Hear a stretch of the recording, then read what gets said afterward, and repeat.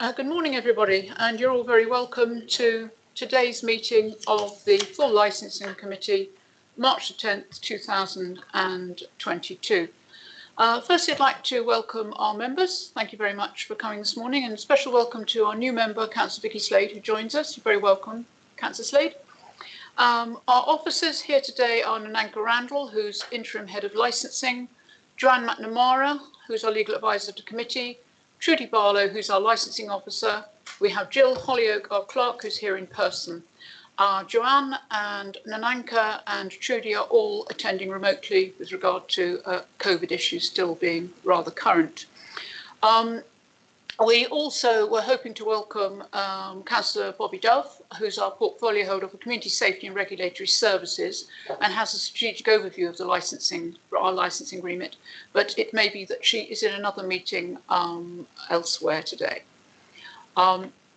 Moving on, we also have a special welcome to Alan Parr, who is a senior lawyer and a new licensing team officer, and he's attending today to observe. You're very welcome, Alan. And also a very warm welcome to David Lane and Kevin Diffie, who are representing BCP Taxi and Private Hire Trade. So you're very welcome this morning, gentlemen. They are coming with regard to item 5, which is a question and a statement from Mr. Lane, and also item 8 to present a request and respond to questions through myself with regard to Hackney carriage fees. Okay. So on then, and thank you, Jill, if we could hear housekeeping. Thank you, Chair. Just quickly, please note that this meeting of the Licensing Committee is being recorded by the Council for live broadcast and will be published on the website for a minimum of 6 months. For those in the room, please note if the fire alarm sounds, please exit the building by way of the nearest available signed fire exit route and make your way to the ground floor of the multi-storey car park. Finally, please ensure background noise is kept to a minimum and mobile phones and other devices are turned off or switched to silent for the duration of the meeting. Thank you. Thank you very much. So apologies. We have apologies from Councillor Brian Dion, from Councillor Norman Decent, from Councillor David Brown and from Councillor Julie Bagel, all unfortunately able to join us today for varying reasons. We have some substitute members and very kindly Councillor Derek Borthwick is substituting for Councillor Dion. And Councillor Steve Barron was to substitute for Councillor Norman Decent, but unfortunately he's been called away at very short notice. So we are where we are. We are quorate, so we will continue.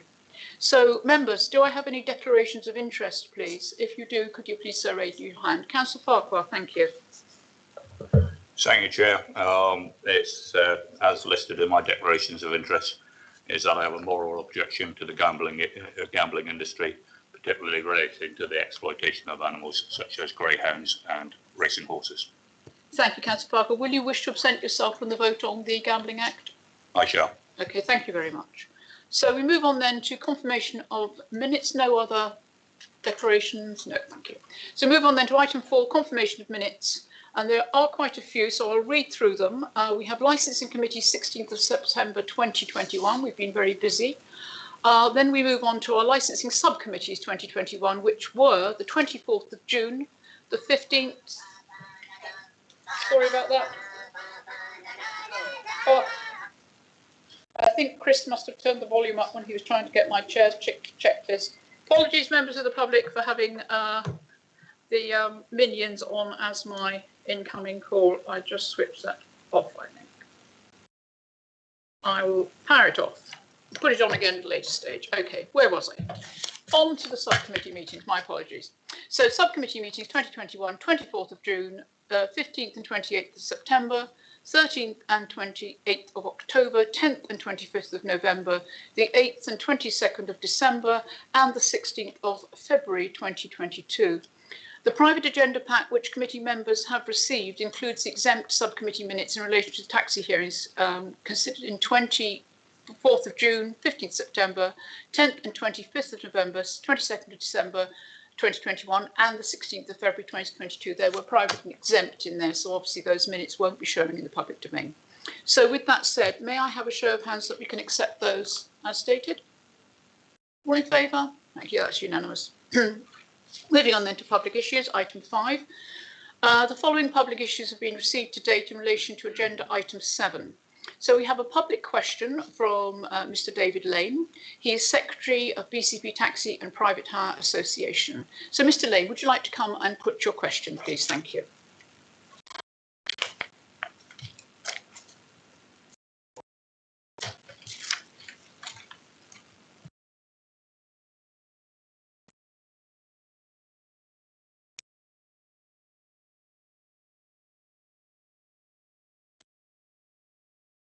When you're ready. Madam Chairman, please can you confirm that arrangements are in hand for the next unmet needs survey to take place as required during the next financial year and for the findings to be subject to meaningful consultation? I thank you very much for your question, Mr. Lane, and in response to your question, I have the following answer. The last unmet needs survey for BCP was dated January 2020. The survey is required due to the current quantitative restrictions on the number of hackney carriage licences in the Poole and Bournemouth zones. The Department of Transport best practice guidance states that if a local authority does nonetheless take the view that a quantitative restriction can be justified in principle, there remains the question of the level at which it should be set, bearing in mind the need to demonstrate that there is no significant unmet demand. This issue is usually addressed by means of a survey. It will be necessary for the local licensing authority to carry out a survey sufficiently frequently to be able to respond to any challenge to a satisfaction of a court. An interval of 3 years is commonly regarded as the maximum reasonable period between surveys. I can confirm that the licensing manager has already started the procurement process to arrange for a specialist company to carry out the necessary survey later this year. The costs involved have increased by some 15% on the last survey, taking it to close to 30,000. This cost is recovered through the licensing fees. The best practice guidance starting point on quantitative restrictions is set out in paragraph 47 of the guidance. Most local licensing authorities do not impose quantitative restrictions. The department regards that as best practice. However, the best practice guidance goes on to say that in cases where local authorities have opted for a policy restricting HCV licences, the department would urge that the matter should be regularly reconsidered. The department further urges that the issues to be addressed first in each reconsideration is whether the restriction should continue at all.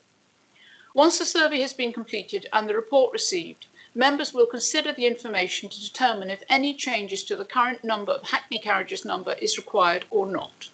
If it determines there is no unmet need, the licensing authority have full discretion as to whether to continue with the current restrictions and release of additional licences as set out within the policy or not. In cases where there is unmet need, then the restrictions must be removed. The effect of applying a policy of restricting licences is in essence no different from a local authority refusing an application for the grant of an HCV licence. With this, therefore, there is right of appeal to the Crown Court. I will ensure that this answer is in writing, is sent fully to you. So thank you very much for that. And I believe you now have a statement. Thank you.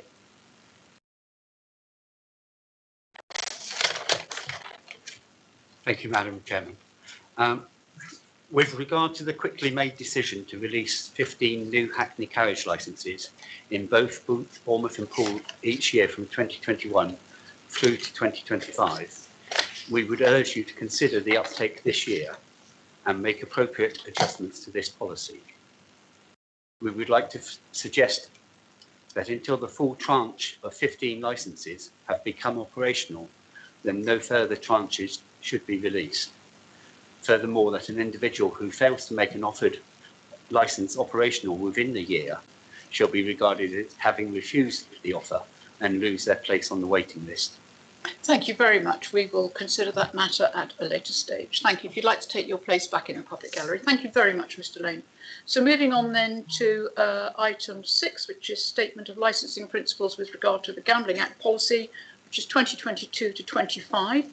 I'd like to introduce this item, and the purpose of the item is the final consideration of the draft policy by the committee, taking into account the consultation responses received and any recommendations put forward from the members' workshop. You will have all these documents within your packs. I hope you all had access to them and had time to read them. Officers who will be supporting in this will be Nananka Randall and Joanne McNamara, who are our licensing advisor and legal advisor. I will ask if Mrs. Randall, if you would like to take the committee through the report and appendices as required. Thank you very much, Mrs. Randall. Thank you very much, Chair. We are required to publish a statement of licensing principles under the Gambling Act every 3 years. The policy before you is the first gambling policy since the formation of BCP Council. The draft version of the policy was agreed by committee on the 16th of September 2021. And following that, a 12-week public consultation took place via the consultation website hosted by our Insight team. Direct consultation was sent to the statutory consultees and stakeholders as agreed at the committee in September and detailed in Appendix 1. 9 responses were received, and these are set out in Appendixes 2 and 3. A members' workshop took place on the 26th of January, which discussed the consultation feedback. The outcome of this was discussed and responses to the consultation are set out in Appendix 4. A full equalities impact needs assessment was carried out, see Appendix 6. The documentation was reviewed by the local authority ENA panel and was confirmed to be acceptable and was given the green light. Members are now asked to consider this information and feedback and agree a final version of the policy to be put before the full council for ratification on the 27th of April. Thank you. Thank you very much, Mrs. Randall. So I think in the first instance then you all have access of the policy. So I'm just going to draw that up. So we have the suggested draft policy, which is Appendix 5. Do you all have that? And I will ask you, please, Mrs. Randall, if you would like to take us through the suggested changes, although I think perhaps first it may be fortuitous if we were to go through the consultation responses, which I'm sure everybody's read. When we had our workshop, we worked through these consultation responses in great detail, and our workshop members thought that it was best that as we didn't have enough to have a demographic review of such a small number, we would indeed answer each question in its entirety in itself. So you will see each question raised, and you will see that we have purported an answer after each of these questions. So I think in the first instance, if there's anything there which members would like to raise or make comment about, I would be happy so to hear it. I think it's fairly straightforward. I'm grateful to Nananka and her team for the answers. We also move on to Goshawks, who sent a large representative letter, which was in itself very helpful because it enabled the working party to see what we didn't need to change. And also there was one small tweak, which is identified in the track changes in the policy. So again, you will have had time to read that, but there's anything that you'd like to raise. Bearing in mind, you will have also seen that this is reflected in the policy. So with that said, members, are there any questions with regard to the consultation that took place? Thank you. Thank you. Councillor Hadley. Thank you, Madam Chair. Yes, it's interesting. Particularly the police raised the report by Public Health England into the harms from gambling, and it put a cost to it, which, reading through it, seemed to be mostly the government's cost, but did include the impacts on mental health, suicide, and alcohol and depression, alcohol dependence and depression, and homelessness. Which are really quite serious, and I think that's reflected in the other comments from individuals. But I'm not sure there didn't seem to be much response, or I don't know whether we've sort of we've looked through that. The other bit seemed to be that the 2005 Act is under review, or that I guess something is coming down the line, which I guess we'll have to consider at a later date. But it seems a moving target again. Thank you. Indeed. Would you like, especially with regard to the Act and the impending review there, would you like me to refer that for an answer now, or would you like me to do that at the end, Councillor Hadley? Well, I'm happy whenever you choose, Chair. I feel that what you said is more commentary than question, but your points are well made. Thank you. Are there any other questions? Thank you. Councillor Slade. Thank you. Just relating to the the consultation. I've got some comments on the paper itself in a little while. It's a question really about the list of the consultees, because I noticed that planning are included as a consultee, and therefore parish councils and such are also included. But I wondered why neighbourhood forums, bearing in mind they are statutory consultees on planning matters, why they aren't included. And I'm also interested, as the police and the Police and Crime Commission are included, but organisations such as the Association of Pool Watches and Neighbourhood Watches aren't, whilst they represent residents in terms of safety matters, and yet all of the traders associations and other people are included. I'm sure it's historic, but it just feels like there's a bit of a gap. Okay, a point well made, thank you. Are there any other comments or points? Okay, so we have, I think, a statement made with regard to the police, the government, mental health, suicide and homelessness issues which Councillor Hadley raised. I think more of a statement than anything which could be answerable today. And also, if we could have an update on the 2005 Act, I know that's pending. Also, the consultee list is a movable feast. We're able to include people. It's not exhaustive. It can be added to. It can be taken away. So I can see no harm in adding neighbourhood forums and neighbourhood watch association. I think they would be very supportive and very helpful with regard to these types of consultations. So if members were so supportive, I think we could certainly add that one to the list. Councillor Slade, or those two to the list. I'll be advised by Mrs. Randall, of course. So Mrs. Randall or Mrs. McNamara, if you could assist in that, thank you. As you say, the consultation list isn't exhaustive. It is subject to public consultation as well. The consultation list is just that they're the people that we've directly sent a link to our public consultation website, basically, and ask them if they wish to make comment proactively rather than leaving it as a reactive consultation if they come onto our website and see that. It can be added for future reference. Obviously, the list, the appendix was agreed at the committee on the 16th, and these matters weren't raised then, so I can't go back and change it, but certainly for future consultations, we can add that in. Thank you. Yes, most helpful. I think we can add those two with no problem at all. So if we're all agreed, could we have a show of hands that we so add those two to web addresses? Yes? That's unanimous. Thank you very much, Councillor Slade. And any comment with regard to the 2000 Act being under review, other than it's under review? I mean, there's no, I can't add anything. There's no further comment. But there is a review under place.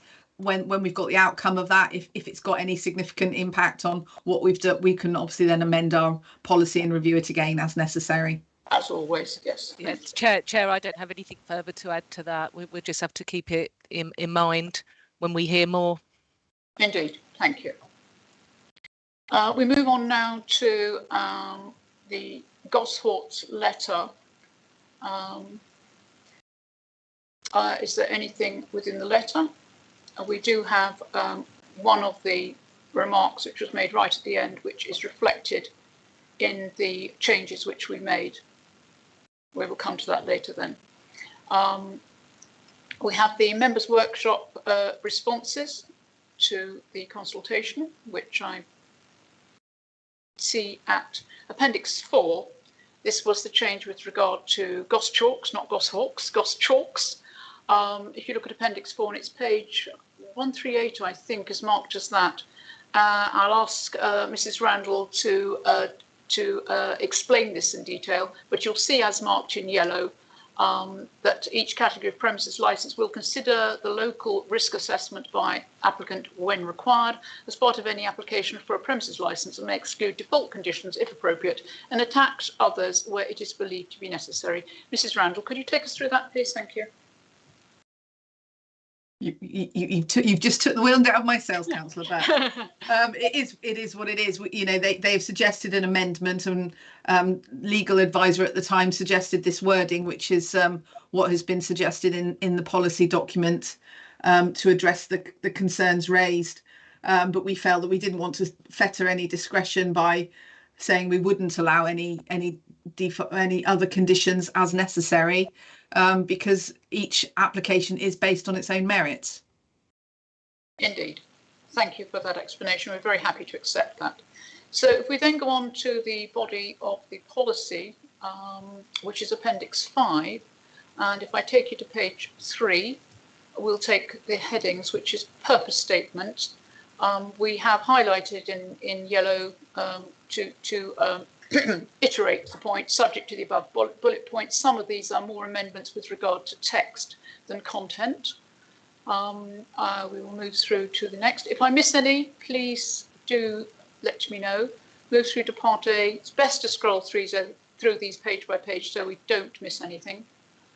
The next we come on to is page 11, and that's 14.15. The licensing authority may consider any of the above or similar measures as licensing conditions should these not be adequately addressed by any mandatory conditions, default conditions or conditions proposed by the applicant as part of their local risk assessment. Nananka, would you take us through that, please? Thank you. Again, it was just really clarifying for everybody concerned that when we're looking at conditions, we're not just looking at the mandatory conditions, we're looking at everything, and we're looking to ensure that what they are saying in their operating schedule and is actually put in their risk assessments as well, on all applications and as they move forward as licensed premises. It's very much a red hand rule. We thought that it should be iterated clearly. So yeah, we have just making a clarification. Thank you. So then we move on to, yes, Councillor Slade. Thank you. Sorry, I did try and wave at the earlier bit. And there are 2 errors in the geographical part.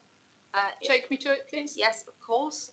On the first page of the geography, it's, where are we? Page 6. It states that BCP Council is located on the Jurassic Coast. It's not. The Jurassic Coast doesn't start till Studland Bay, and 7.2. So that's factually incorrect. And in 7.3, we have 3 universities, not 2.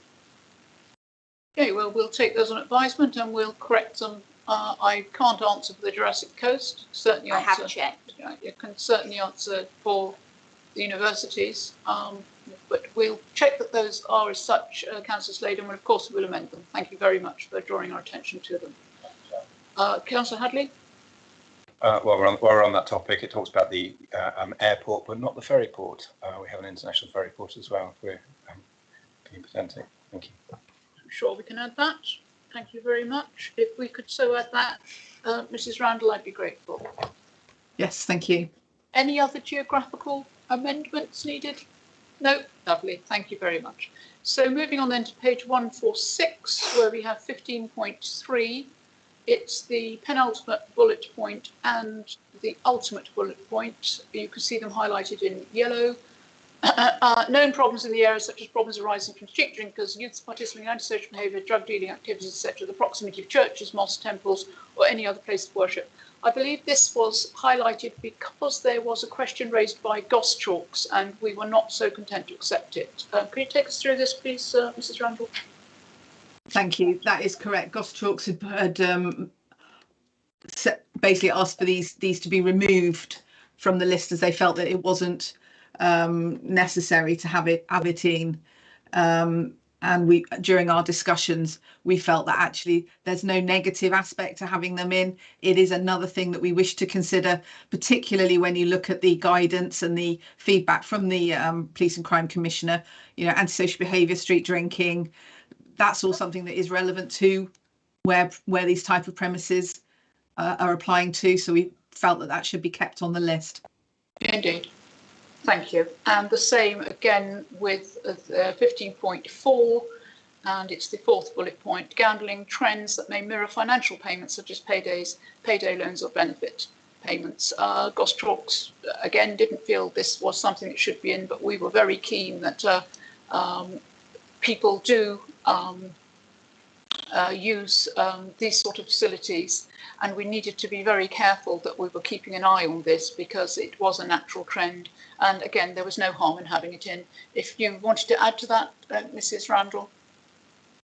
again, we didn't want to fetter any discretion. There's no harm in having it in, and it is recognised that these sort of payday loans, debt can spiral out of control when somebody's got a gambling problem.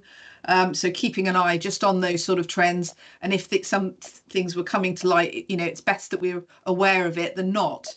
And applicants should be aware that this is something that we would consider and take into consideration when we are looking at their applications. Again, thank you, Mrs. Randall, the red hand rule. So moving on to 15.5, the ultimate bullet point. Areas that are prone to issues of youth participating in antisocial behaviour, including activities such as graffiti, tagging, underage drinking, etc. Again, that was a red hand rule. I don't think I need to ask Mrs. Randall to explain that. She's given the concept of why we are highlighting these things and things that we are not going to remove from the policy. Moving on then to 15.8.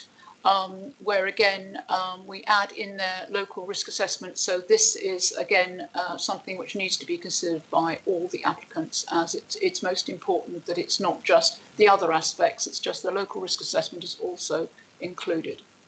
So moving on through the gambling policy, we move to premises license, which is page 149, part B, 18.1.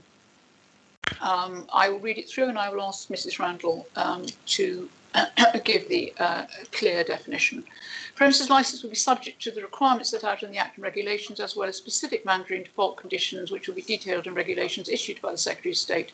For each category of premise, licensing authority will consider the local risk assessment undertaken by the applicant when required as part of any application for a premise licence, and may include default conditions if appropriate, and attach others where it is believed to be necessary. Again, a hardening up of what's required, but I will pass to you, Mrs. Randall, to confirm. Thank you. Yes, this was the amended wording that we discussed under the Gosh Talks response and consultation just slightly earlier. So this was suggested by Linda Cole at the time to address the concerns that they had made. And as it was legal verbiage, Mrs. McNamara, you are so content with this. Thank you. Yes, Chair, that's fine. Thank you. Thank you very much. Moving then to 18.8 or 18.9, premises licence conditions. I'm not quite sure why that's highlighted, Mrs. Randall. Is it just that it wasn't and it needed to be? It was a clearer heading. I think I might have just gone a little bit mental with the highlighter at that point. Mad with the highlighter there. Councillor Hadley, thank you. I think because it was raised in the Goss Talks that wording they objected to, if I remember right. Oh yes, the conditions. Well, it is a premises license, and it relates to the conditions. It is a heading. I'm happy to change it if it's necessary, but it does what it says on the tin, really. Yeah, indeed. Thank you for that, Councillor Hadley. That was helpful. So moving on to 19, adult gaming centres. I think this is just a bit of textual typo. Adult gaming centre, AGC, are a category of premises that most are like adult only, so I think the most needs to be removed. Yeah, we need some grammatical that are like adult. There, Councillor Hadley, thank you. Yes, I think the like needs to be removed as well, doesn't it? Yeah, that are adult gaming centres. Yeah. Yeah, just we've all got the gist of that, but it's just a very clumsy wording, some extra words we don't need. Yes, apologies. Thank you very much. Thank you, Councillor Hadley. So moving on then. Through the pages, we now move more or less to the end. Scrolling down. If I'm missing anything, please raise it with me as we go through. Go through to the tables, and then we move to our quality impact assessment. Thank you, Councillor Slade. Thank you. Section 31. It talks about section 31. Could you give us a page? Page on my paper, it's page 23. I don't know what your total numbers of pages are. Sorry. Thank you. The CRB check doesn't exist anymore. It's a DBS check. What line are we on? 31.2. It talks about an up-to-date enhanced criminal record bureau check. Again, I have checked on the legislation, and that has been superseded by a disclosure and barring check. So could that be correct? Of course, thank you. Well spotted. Thank you very much for that. Nananka, could we take that on advisement, please? Just make sure we've got the right verbiage for that. Yes, it Thank is you. called a DBS. Yep, that's lovely. And I Disclosure think barring service. further down you refer to it as DBS. I think it's Yeah. probably just an overhang or something. Yeah, not a problem. We can tidy all that up. Thank you very much indeed. Okay, so moving through, we had got to the ENA. So I have eventually got to the ENA. So could I ask, please, Mrs. Randall, that you take us through the ENA? I don't believe there were any changes, but I believe everything was done as required. Thank you, Mrs. Randall. Yes, yeah. So there's two documents. There's the capturing evidence aspect of the ENA, which is the first document that you've got there, and that also lists the statutory consultees. And then you've got the report and action plan. I don't tend to take you through every step.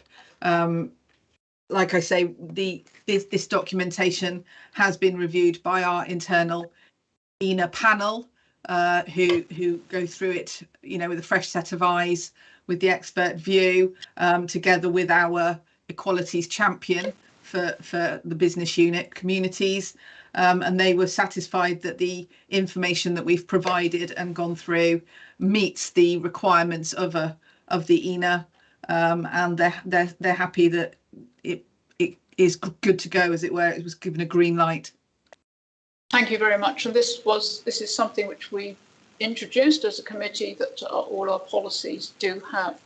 Obviously, this panel has been ensuring that this has been looked at, but we're asking our equalities champion, Sam Johnson, actually did attend our working party, did he not, gentlemen? And he was extremely helpful, and we rather grilled him that we had everything right, because it's extremely important that this is correct. It's a moving working document and needs to be correct, and works with the policy as it is created and then is finished at its completion. So we're certainly very happy that that was done appropriately. And of course, our equalities champion and our portfolio equalities lead also has looked at this in great detail. So moving on then from the equalities impact assessment, I think we get to the end of the document. You've got the action plan at the bottom. I'll move to the ENA. I think we're coming to the end of the document. Yes, we're moving on to the next item.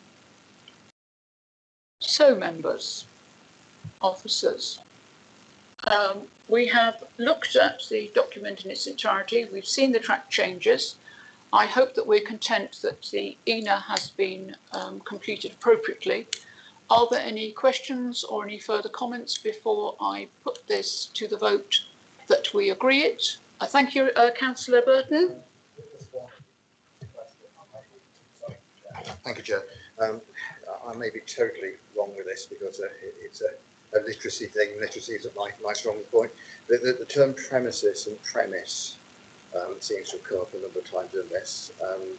Premises, as far as I know, the place, premise is an idea, and it seems to be a substitution in a couple of places. Indeed, premise is certainly an idea, and premises is a structural. That has been noted, and well spotted. We will sort it. Yes, right, it's one of those unfortunate little errors that does run right through the report, but we'll certainly get. I think it's more of a computer thing. When you get the general, it marks it up, and if you're typing quickly, you see premise, and you might not, realise the mistakes being made. Thank you very much for raising that. So based on that, we need to get our premise right, ladies and gentlemen. So as long as our premise is right on this, could I please have a show of hands? I will just look to the agenda for item 6. So principles of gambling policy. So it is recommended that members consider the public consultation and recommendations put forward by the members' workshop, and that we, I think, agree the final version of the policy as presented. May I have a show of hands of all those in favour, please? Yes, I'd like a seconder. May I have a seconder? Thank you, Councillor Kelsey. So all those in favour, please, I'd like to show. That's unanimous, and of course we have Councillor Farquhar's right to abstain due to his declaration of interest. Thank you very much indeed. If I may, Chair, can that be recorded in a minute? Of course it can, Councillor Farquhar. Yes. Yes, I'll get to that. Yes, thank you. Yes. So we also need this to we've agreed the final version, so we will also need to recommend that the final policy goes to full council for adoption with regard to paragraph 19 of the report. Are we also content? May I have a show of hands, please? Thank you. We are unanimous. We will, of course, take Councillor Farquhar's abstention and note that abstention with regard to that vote. Thank you very much. So moving on to item 7. This is the update on implementation of and amendments to BCP Council taxi policies. So I'll give you a quick précis. The purpose of the item is to receive an update of the implementation of the BCP taxi and private hire policies since their introduction in June 2021, and to consider feedback and suggested improvements from the taxi and private hire trade and licensing officers. These are by way of the report from the meeting of the taxi trade, which will be in your pack, and Mrs. Randall will also take us through. So thank you very much, Mrs. Randall, if you'd like to take us through this. Thank you. Thank you, Chair. So last year, Council agreed the final policies for drivers, vehicles and operators, taxi and private hire, and these were implemented by the licensing team on the 1st of June 2021. At the time, the Chair requested that the committee receive feedback on the progress of these policies and asked for a report after 6 months. This was delayed due to COVID, and we're here now. So the new taxi policies replaced the preceding 3 separate legacy authority arrangements, and there has been a steep learning curve for the licensing team and the trade, and we are continuing to adjust our operative service delivery to improve the experience for the trade. I've set out in the report the main areas where feedback has been received over the last 6 to 8 months from either the licensing officers or from our drivers, vehicle proprietors and operators. Any suggested minor amendments to the policies, and minor amendments is set out within the policy, and I've put it in the report at section 4. So it's something that's not likely to have a significant financial effect on licence holders, not likely to have a significant procedural effect, and not likely to have a significant adverse effect on the community. So I've tried to make sure that any amendments that are made are within those sections, and I've set those out within the main report and in the documents at appendixes 2 and 4 as tracked changes and comments awaiting your decisions. So members are now asked to consider each item as we go through the report and determine whether it's acceptable or not, basically. It was a bit of a beast of a report, to be honest with you. It is indeed. Are you okay, Mrs. Councillor Slade? Yeah. Oh, you. Oh dear, it's powering up. Yeah. It helps if it's on, doesn't it? Okay then. Thank you very much, Mrs. Randall. So then, if I take you to, we've got Appendix 1. I just wondered if you might explain this, please, to members. Thank you, Mrs. Randall. Oh, Appendix 1 is the correspondence that we set out. Sorry, I'm trying to scroll desperately through this now. Oh yes, so ahead of the implementation of the policies, we tried to we were trying to be as helpful as possible to the licensed trade and license holders by sending them out copies of all of the policies and links onto the website, and then we did a sort of a Q&A session via email as well, just to pinpoint the main areas where change was occurring, just to, you know, it's a big document, people aren't really going to take the time to read every single aspect, so the bits where we wanted to pick out the bits where there would be change, just try to be helpful really. And I just thought it would be helpful for the members to see what the licensing team had sent out and issued as part of the implementation of these policies. Indeed, and to see that the thoroughness in which you approach these matters. Councillor Hadley, thank you. Thank you, Chair. Yes, on this letter, under item 6, it's relevant to when we come to it later around the date for implementing the Euro 6 changes. There's no date given in that paragraph, and it also runs straight into printer and hackney carriages, which I think is confusing and possibly may have been the source of the confusion that is raised later. So I regret there's no date. I mean, I'll come back to it perhaps a bit later on, but just pointing that out at this point. Thank you. Thank you very much. Yeah. Could we have comment, please, Mrs. Randall, with regard to that? Thank you. No, it is, I mean, you know, everything's a steep learning curve. It was a huge document and it was a huge bit of information to get out. We were trying to be helpful. And if there has been a bit of a miss on there, then indeed, it's I think it was this initial attempt to put everything together in one document, and obviously some things have been omitted, but I don't believe that the omissions will have had any detrimental effect to have got to where we are now. But thank you for pointing that out, and we will raise that point later if you so wish, Councillor Hadley. Thank you very much for raising it. So moving on then to the actual report in itself, there are track changes. It is long, so I am just going to wing through it. Now, the changes are referred to in paragraphs 19 to 45. So should we go directly to those? Are we so content? Yes? Right. It's fine, 19 to 45. If anybody knows what page that's on, that'd be really useful. But it's some way down. You just need to scroll down. 187. Thank you very much. I'm not clever enough to put the number in the top yet, but I'm getting there. I think am I at 187? I'm at 207. I'm too far down. Chair, apologies. Yeah. That reference to 19 to 45 is where they are in the actual report, the covering report. Oh, in the report, right? Okay. Apologies. Right. Okay. So let's go back then, and we will just track through.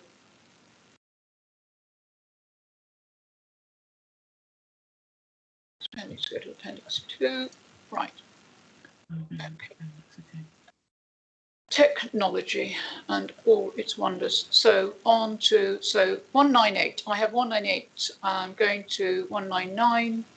We have the introduction, and our first track change is on page 5. Beg your pardon, page 202. Are we all agreed? Yep. And it is at 7.6. For wheelchair vehicles, these shall be no more than 4.5 years old from first the date. From first registration. Yeah. Thank you, Councillor Kelsey. Yeah, I was just going to bring that up, Chair. It just needs slightly amended. It says from first, the date of first. You just need to take one of those out. You only need one first. Indeed. Thank you. Just grammatical, that's all. Thank you for that. That's helpful. First registration have no more than 50,000 miles on the clock and must meet Euro 6 emission standard or higher for other equivalent standards and all other additional requirements as set out in section 10.2 and chapter 14. Are we so content? Thank you. So moving on then to the next change, which is at 7. There are some track changes which have got sort of full stops and commas and things, but we'll overlook those. So we look at 7.15 insurance with write-offs. Sorry, Chair. Sorry, Councillor Kelsey, thank you. 7.14 doesn't make sense again either. No, it doesn't, does it? I've just seen that. It says the vehicles shall not carry luggage on the roof of any vehicle. Yeah. Yeah. Is it vehicle or any vehicle? You just need to clarify. Yeah. Clarify that for grammatical reasons again. Thank you, Councillor Hadley. Yeah, sorry, if I can just take you back to paragraph 711. Yes, thank you. Later on, it talks about seatbelts, and this section around passenger seating doesn't talk about seatbelts. I mean, I'm assuming that it is the responsibility of the driver, as a taxi driver, that all adults also have seatbelts, and that's not mentioned at all in the section. Indeed. Thank you, Mrs. Randall. Sorry, which section was that? I missed that bit. Sorry. It's 7.9 to 711. It's the same page. Okay. Passenger seating.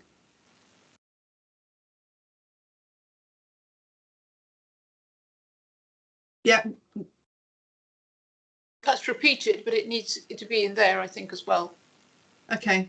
Need to add seatbelts. Just mentioned at a later stage, Councillor Hadley, but you're quite right, needs to be under passenger seating. That would make absolute sense. Thank you for that. So 7.15, no vehicle which has been previously written off or will be licensed regardless of the category. So I think it was a grammatical matter to put straight. And then we move to 8.3 for the yes, that makes sense. 8.4, if the vehicle fails the MEC and its condition represents a risk to passengers, a stop notice will be issued. This suspends the vehicle licence until necessary repairs are carried out and checked at the testing station. This was amended due to a case we had, I believe. We've had a few cases where we've brought them to committee, and they sort of, the allegation is they didn't understand what the stop notice meant. They didn't understand that they had to get it tested. It is all set out in the stop notice, but this is a belt and braces that it's clearly set out within the policy as well, if the matter goes further. Right. Thank you, Councillor. Thank you, Mrs. Randall. I mean, you made your councillor. Councillor Kelsey, thank you. Yeah, could we just have that rewritten as rechecked at the testing station, not just checked? The vehicle needs to go back and be rechecked. Indeed. That's the whole gamut of it, isn't it, that it's that recheck? Yes, the reason was members, the subcommittees have had a few of these where people said, well, I didn't know that once I've got a stop notice, I'm not allowed to drive the vehicle anymore. So we're making it quite clear that this is the case.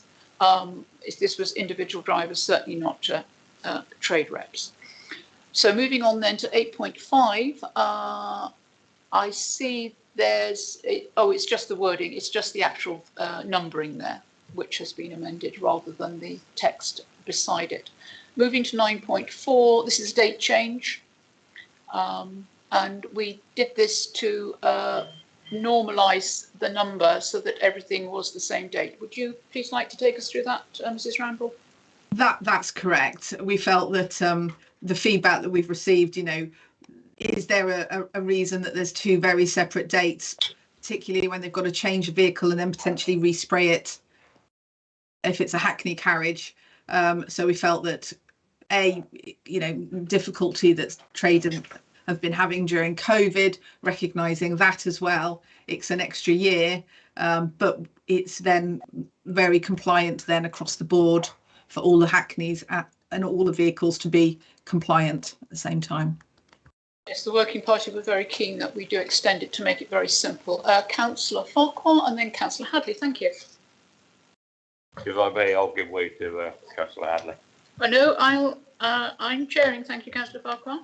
Councillor Farquhar, your point? My point is, with the declaration of the ecological and climate emergency, not just by this local authority, but around the world, is that I don't see why something on a Euro 6 emission standard should be pushed back a year as any way in the spirit of that declaration of an emergency.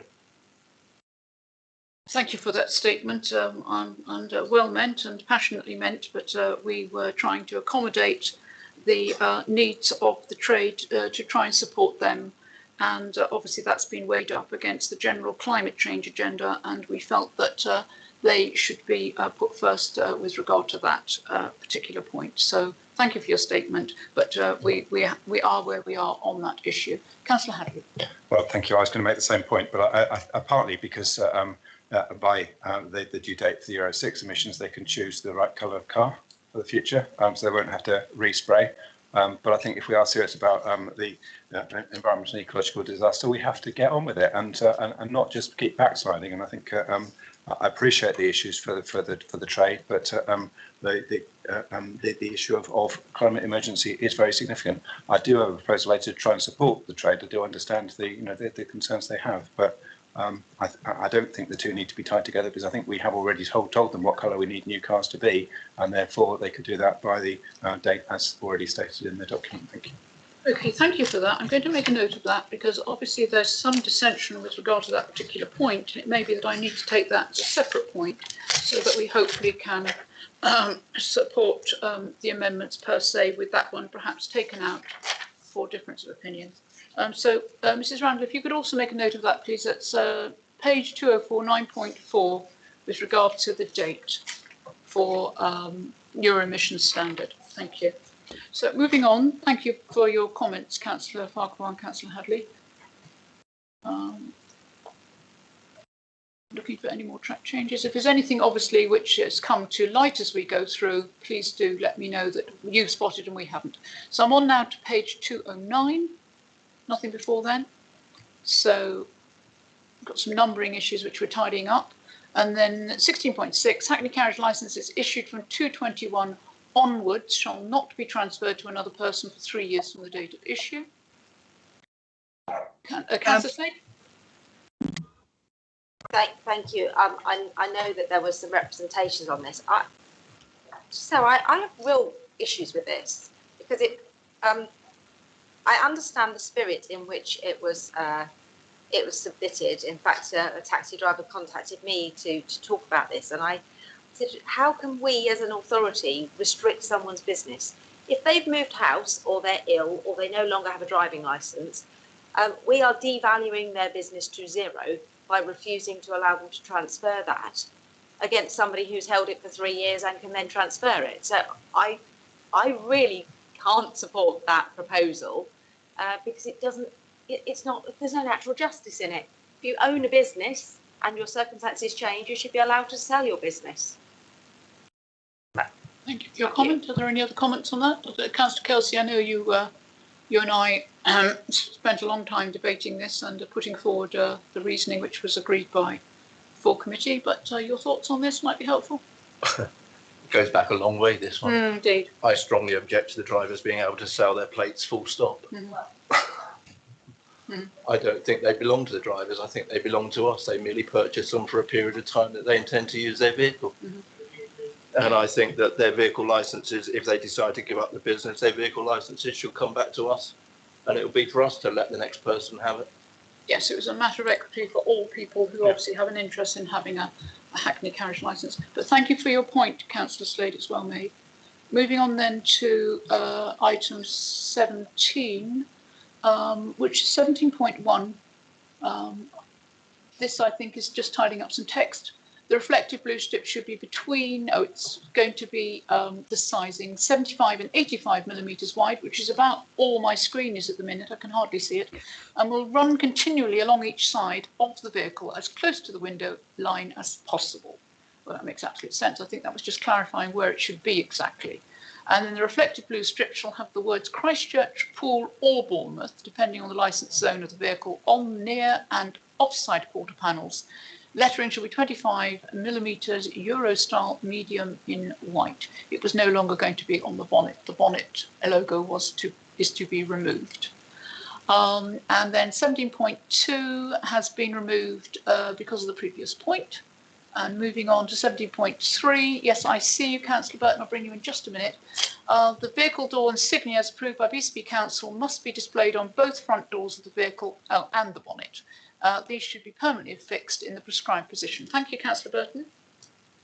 Thank you, Chair. It's about the colour of the taxis, and I'm quite happy and agree with the livery change. I think it's a really good idea. But I have had some contact from a resident who is in the position, who is a taxi driver, who purchased a new, or a fairly new car just before this policy came into effect, which isn't white, and is worrying about the cost of having to respray it at the date. Is it 2014, when the car won't be that old?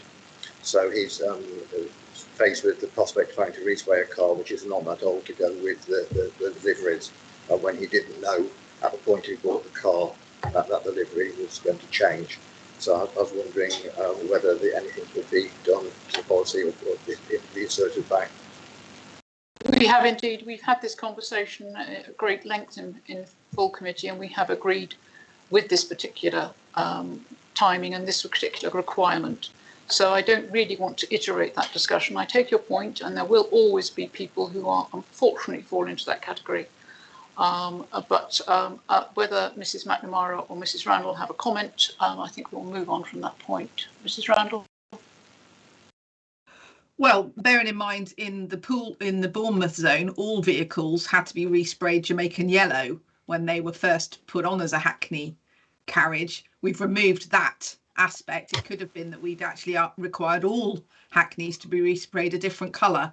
By adding white, we've tried to remove that from people when they're buying a new vehicle. So this is only for people, well, only, but this is requirement is for people with an existing Hackney, it isn't until next year, after next 2024. So there is some, he's got a little bit more time, but we have to have a point in which all of our Hackneys have the same livery.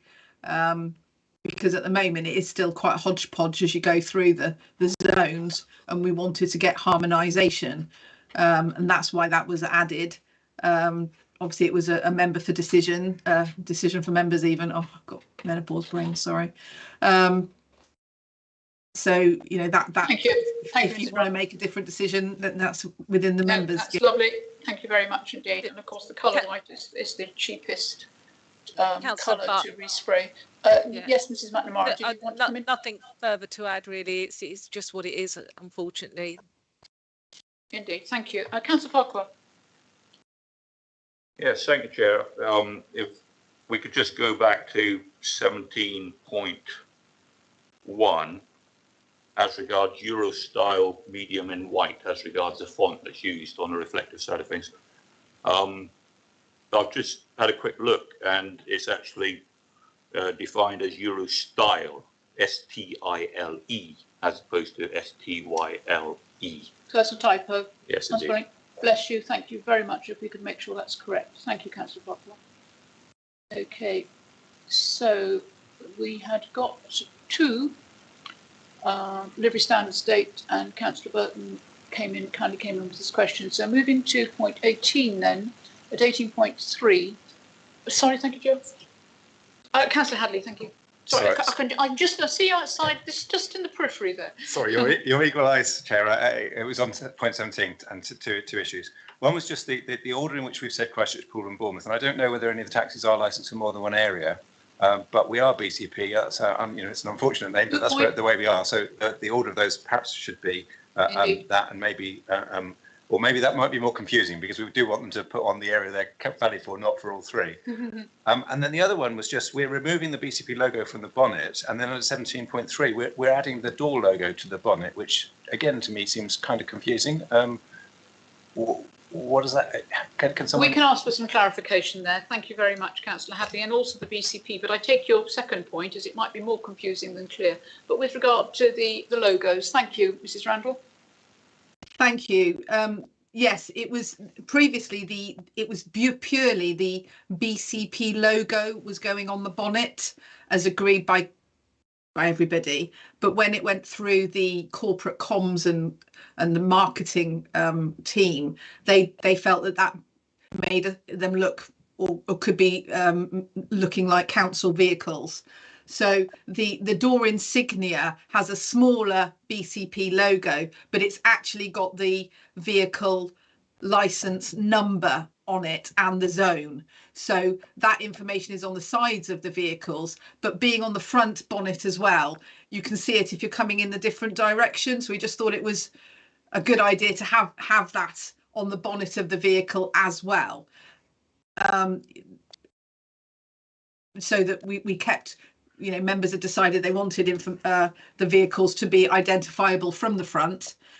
So that we just felt that information would be a better compromise than removing everything from the front of the vehicle, because there's no plate on the front, it's only a plate on the rear.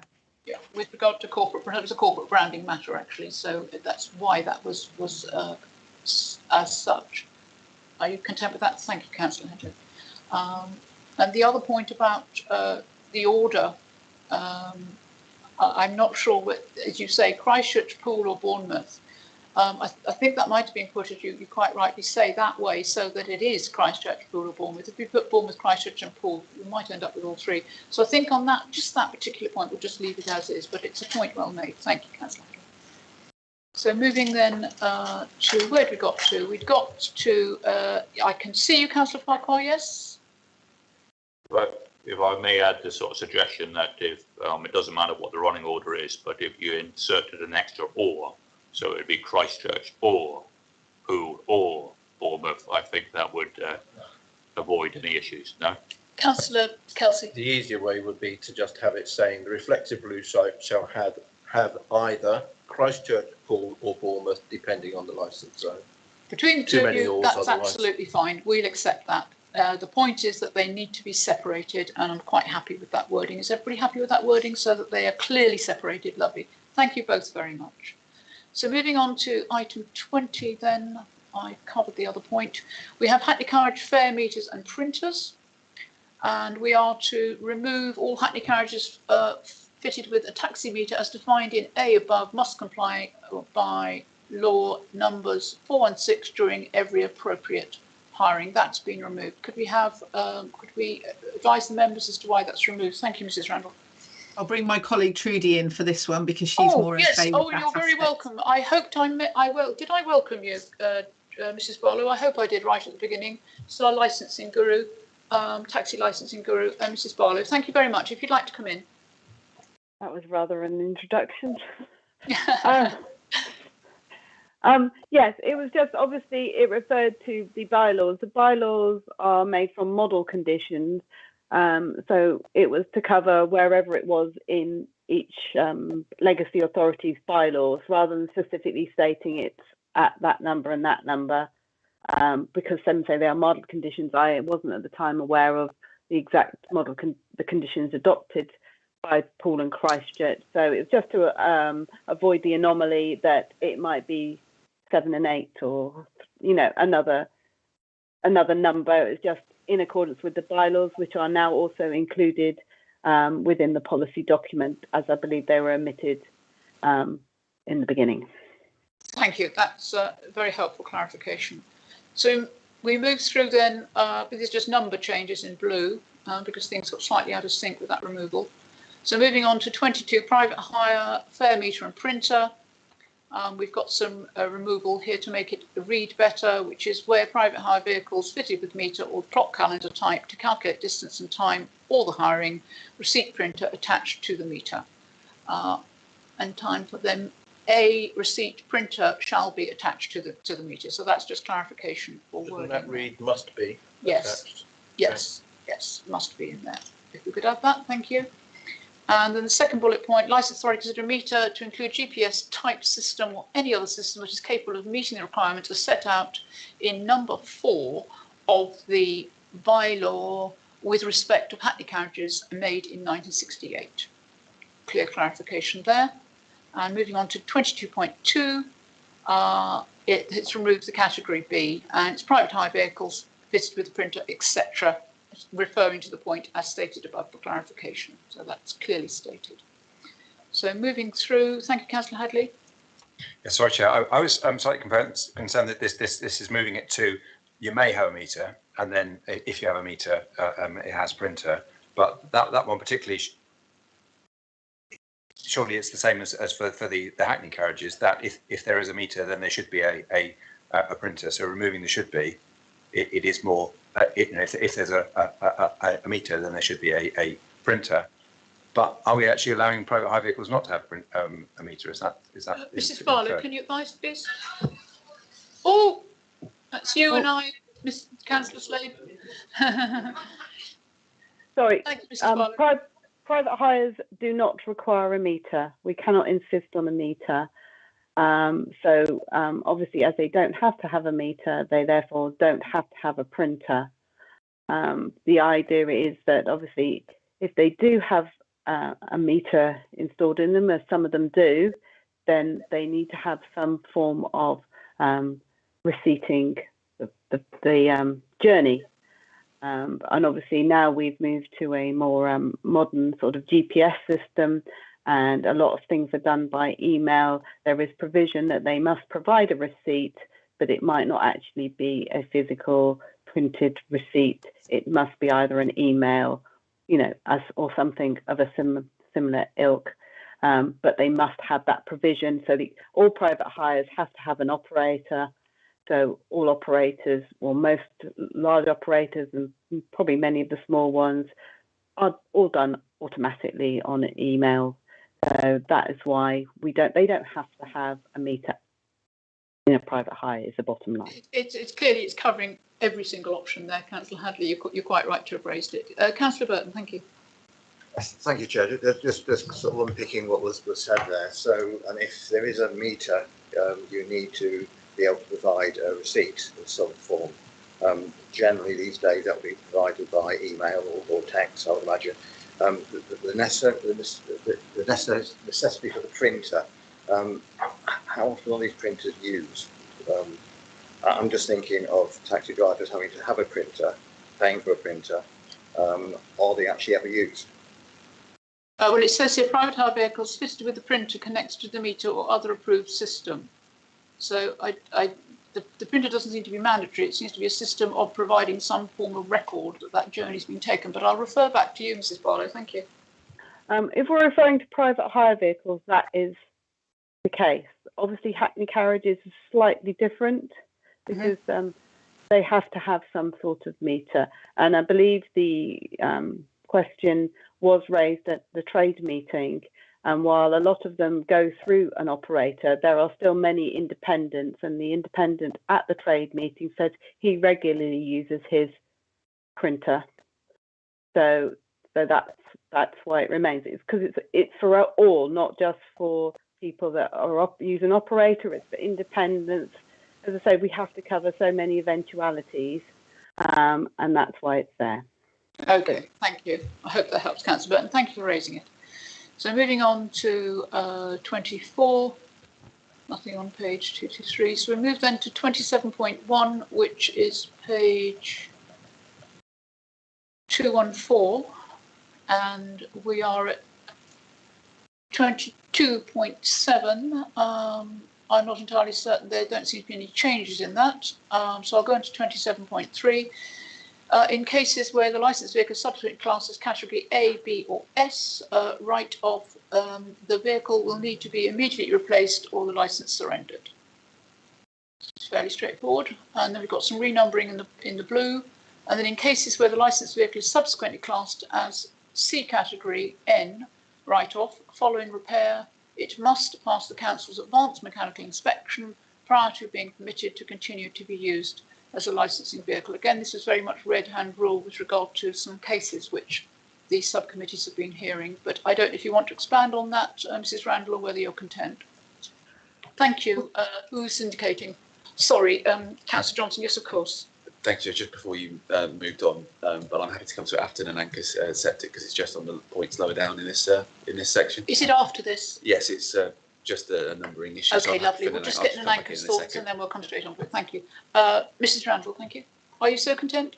Yes, so basically this was a clarification for trade, because we do often get people saying, oh, my vehicle's been involved in an accident, it's been a write-off, or it's a category N, can I continue to license it or not? So we felt that rather than leaving it to any sort of concern or discretion at the licensing team, it's clearly set out within the policy that unless it's a category N, you've got to replace your vehicle. Indeed, thank you. Councillor Johnson. Thank you, Chair. It's just at the end of section 27 here. The number goes from 27.7 to 25.6. 27.7 it does indeed. So, oh yes, we've got a little anomalous numbering in there, 25.6, 25.7. So we can amend that. The numbering will obviously have to run concurrently. Thank you. Can you note that, please, Mrs. Randall? Thank you, Toby. I think, will we end up at 28.1? Well, we will, because we'll go 27.7, 27.8, 27.9, and then we will go 28, 28.1. So it will come good. But those two do need amending. Thank you. Thank you, Councillor Johnson. So moving forward then, we are at Appendice A. No changes to appendices. Appendice B, we have a track change on Appendice B, which is at page 220, and it is at item 6, and it's with regard to the maintenance of the vehicle, second para. For the sake of clarity, the driver should visually check the condition of the vehicle each day. This is again out of the cases that the subcommittees have had, to ensure there is no damage to bodywork or external surfaces, all lamps are functioning, and the inside and outside of the vehicle is clean, with no damage to internal seats and doors where damage or the condition is not clean, safe or tidy. The vehicle shall not be used until the damage or cleanliness has been resolved. I think that's fairly self-explanatory as to keep the taxi drivers providing a superb service and the passengers safe. Thank you. Any points? No. Moving on then to Appendice C. Nothing in there.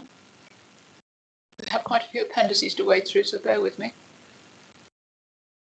So if there's anything that you have picked up which hasn't been highlighted, then please do feel free to wave with me and we can look at it. At the end now. It's window tint. I'm on page 235. We've not come across anything, I don't think. 236, last appendice.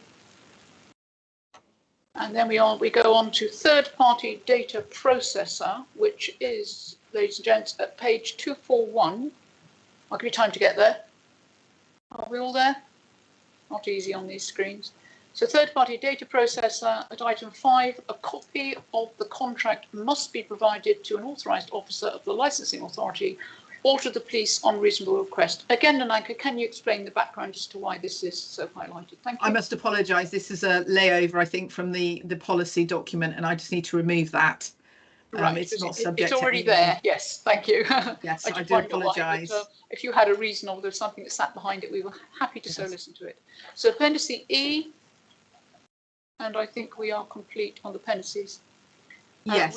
We now have this item, which is an article provided by the trade with regard to window tints, which is an issue which has been raised. So, Mrs. Randall, if you could take us through this, please, and as to why we have been given this and the questions that sit behind it. Thank you. Yes. So within our policy, I should have highlighted it really. I apologise. When we were looking at it, window tints in chapter 7, section 7.7 at page 203. Basically, at the moment, we've got a condition that window tints are not recommended in licensed vehicles in order to safeguard vulnerable passengers. The glass in doors behind the driver at the side of the rear window, rear passengers must let in at least 70% of the light. This is the same as in front windscreens. And if you have tinted windows, you must provide calibrated evidence that the windows allow in the permitted light. Any aftermarket tints or black tail windows are not acceptable, and tint film is not to be applied to any windows.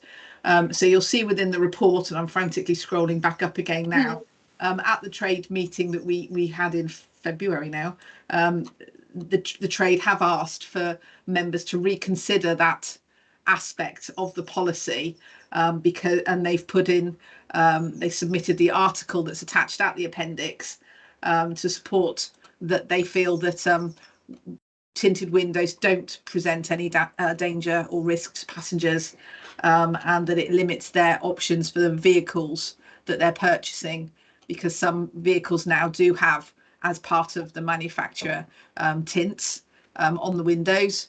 My own personal vehicle's very heavily tinted at the back, but that's, my personal choice.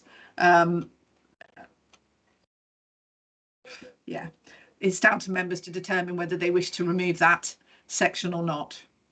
Okay, thank you. Could we, is there a legal point on this, please, Mrs. McNamara? Because we have one thing we do wish to continue as uniformity, which I think is very important.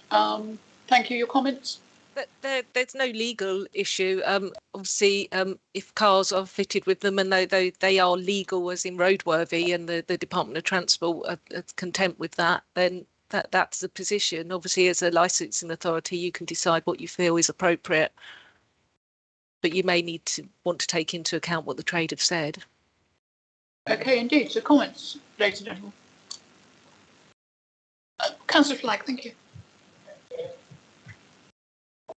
Thank you, Chair. Yes, my view is that if the vehicle complies to the current MOSA requirements, then I see no reason why it shouldn't be used as a taxi or taxi carriage. Okay, so you would support the taxi trade's request, or you would not support it? Yes, I would. You would support their request. Thank you. If they go to purchase a vehicle which has already got windows tinted and been installed by the manufacturer and comply to the vehicle regulations, then I see no reason why we as an authority should impose that they don't have. Thank you. That's made it quite clear. Councillor Kelsey, then Councillor Farquhar. Councillor Kelsey. Yeah, I agree with Councillor Flagg totally. If the vehicle comes with tinted windows, then it's obviously a legal vehicle to be on the roads. So, yeah, I'm quite happy. Thank you. Councillor Farquhar. Thanks, Chair. I do accept those 2 points. Just as a matter of clarification, has there been any sort of national cases or cases where harm has come to a passenger due to tinted windows being installed on a vehicle, whether it be one which is VOSA approved or one where tints have been added at a later date? Well, of course, the tints added, if they're not VOSA approved, they shouldn't be there. But I don't know that, I wouldn't know if there were any particular cases. I'm not sure if Mrs. Randall would know. But I think that as long as it's VOSA safe, then it looks like there's a feeling amongst the members that it could be so supported. Councillor Hadley and then Councillor Johnson. Thank you. Thank you, Chair. Yes, I'm interested in and it's similar to Councillor Farquhar. There's something about whether the taxi's vacant, so you can't see whether whether there's people inside. But if you're looking to hail a taxi, and also the safeguarding issue, if someone is so part of me it's visibility from the outside rather than coming from the inside. But I also accept that in the document that they sent through, it also talked about the heating requirements and the efficiency of the vehicle. That it reduces the heat on a summer's day to have them tinted. So it's a balance for me. Yeah, well, there's a yin, there's a yang, indeed. Thank you, Councillor Johnson. Thank you, Chair. I must admit, I agree with Councillors Flagg and Kelsey on this one, but I would certainly support the fact that if they are buying a new car that has tinted windows, they should be allowed to use it. I'd be a little bit more wary about aftermarket tints then being placed on cars. Yeah. Because I think it can be done poorly, etc., etc. But I certainly don't think that we should be limiting the trade's choices of new cars, because as we've seen, many cars these days are being put out there with tinted windows. So if we can have it in there that it's just new cars are allowed the tints as manufactured, but aftermarket tints, I think, is a step too far. And I think perhaps an aftermarket tint might need to be VOSA quality if we were so to allow them. Maybe we couldn't preclude it, but we would demand a standard. I think so, yes. Yeah. Okay. Right. Thank you. Is there anybody else who wants to speak? So I think what we've got then from the floor then is that we clearly allow this, but any aftermarket tints which might be added, we wouldn't want to preclude that happening. But if they were to be, they would need to be compliant with VOSA, just to keep everybody safe. We take Councillor Hadley's points on board, but as he says, for every yin there's a yang, and I'm sure that all the other aspects of policy which is in place will ensure safeguarding. I don't think that tints would just take safeguarding out of the agenda because there were tinted windows. So if we're so content, then I'll ask the Nanka for a form of words for that. I'm sure you got the gist of it. Yes, my only concern that I would raise, removing section 7.7 is basically what we're talking about from the policy. But can I suggest we keep section 7.8, which would then become 7.7, in that we don't actually allow after tinting, because then we would have to determine ourselves what level of after manufacturer tinting. Well, I'm getting nods from our trade. I can see them in the corner of my. I'm trying to ignore them, but they're nodding profusely. So I think, tacitly, they may have indicated that they would be so content. So I think if we move to that, then, as Nananka so suggested, are we happy that we leave the verbiage to Nananka? Yeah. So we will accept that then. Yes. Lovely. Okay then. So moving on from that, thank you very much to our trade reps for raising that. It's lovely to be able to work together and get these things right. So moving on then to Hackney Carriage and private hire driver policy. Sorry, Councillor Hadley, you wanted something else? Yeah, I'm taking it backwards, but it was relating to my earlier points around the data. We can't hear. I'm sorry.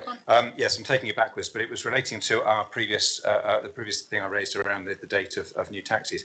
Paragraph 14 on page 186, if I can take you there, and it's not one of the highlighted ones. It says there that we just wait and see around electric charging points for encouraging the use of electric taxis rather than existing taxis. And again, from a climate perspective, I'm concerned that we're not being a bit more proactive there and actually delivering something to support the taxi trade. So I talked to the portfolio holder for Transport and Environment about what we could do, because we are looking at e-charging points in public places at the moment. And he said that the funding currently wouldn't cover this, but that he thought it was a very good idea, and that we should be minded to working with the trade on electric charging points, whether that's at taxi ranks or at waiting areas we need to get from them where would be sensible to support, but possibly the Green Futures Fund might be a source of funding to be able to do that. So I wonder whether we can move beyond watchful waiting to actually being proactive in this space to encourage the take up of electric taxis. And again, it kind of comes back to preparing for the future and working for, all cars are supposed to be going to electric before too long, so we should be helping our public service vehicles to do that. Indeed, I think one of the mainstays in this was that we've asked our taxi trade for such huge changes. Obviously, we're aware of the climate change and obviously the desperate need to move to cleaner fuel. But with so many changing train, it would be a huge ask to ask for this, to impose it too soon. But this is an item which is under discussion. One of the taxi trade, the meetings which Nananga has on a regular basis with the taxi trade, I think it needs to be discussed at that level and to get a feel from the trade where they are with it, and also then to get a feel for from BCP as to what is possible to provide and how we can so do that, and to indeed to encourage that and to push for that. So you make a good point. Councillor Kelsey, then Councillor Slade. Yeah, I totally agree with Councillor Hadley, Chair. I think it's overdue that we start putting electric points much closer to taxi ranks. There's one in Westbourne, but it's actually quite away from the rank. It's always taken up by somebody. I think maybe in consultation with the rank, and possibly a letter to the leader of the council to encourage him to find some funding to get these sorted sooner rather than later would be a real help. And I think if that letter was to come from you as chair of the licensing board, that would be a real help to get this sorted sooner rather than later. I'd be very happy to do that, and also to highlight the need for more joined up thinking with regard to where these, in our transformation budget, as to where these actual charging points are going and where that thought process is. Thank you. I'm more than happy to do what's suggested. Are the members so content that I do that? Yes, thank you. Moving then to Councillor Slade and then Councillor Burton. Thank you. Thank you. I was going to suggest that you write a letter to the portfolio holder asking him to... No, absolutely. I'm very happy with it. I'm just, I think it's disappointing that as was noted, that the policy is silent on the provision of electric and hybrid vehicles. I think that's a failing. I recognise why we're not insisting, but I don't think that actually being positive about it and making a commitment to find ways to incentivise is any actual problem for the existing holders of taxis. We're not saying they can't have them. We're just actually, we need to find a way to say going forward we can incentivise them. So I'm wondering whether there is, whether we can ask for some research to be done about how, when we come back to look at this review again, there are ways to proactively promote that some of those additional licences should be for electric vehicles. I know it's quite difficult to do, but I understand from the other documents that none of the 15 licences that were issued have actually been taken up. So therefore, why don't we actually make a change that those additional licences in the future could be for wheelchair accessible vehicles or electric vehicles only? That would allow us to make a very clear statement that where they are they not? They have to be wheelchair At the moment, accessible. they have to be wheelchair accessible. But actually, we aren't doing anything to incentivise electric vehicles, and I think we can't go backwards. We can't enforce that on our existing.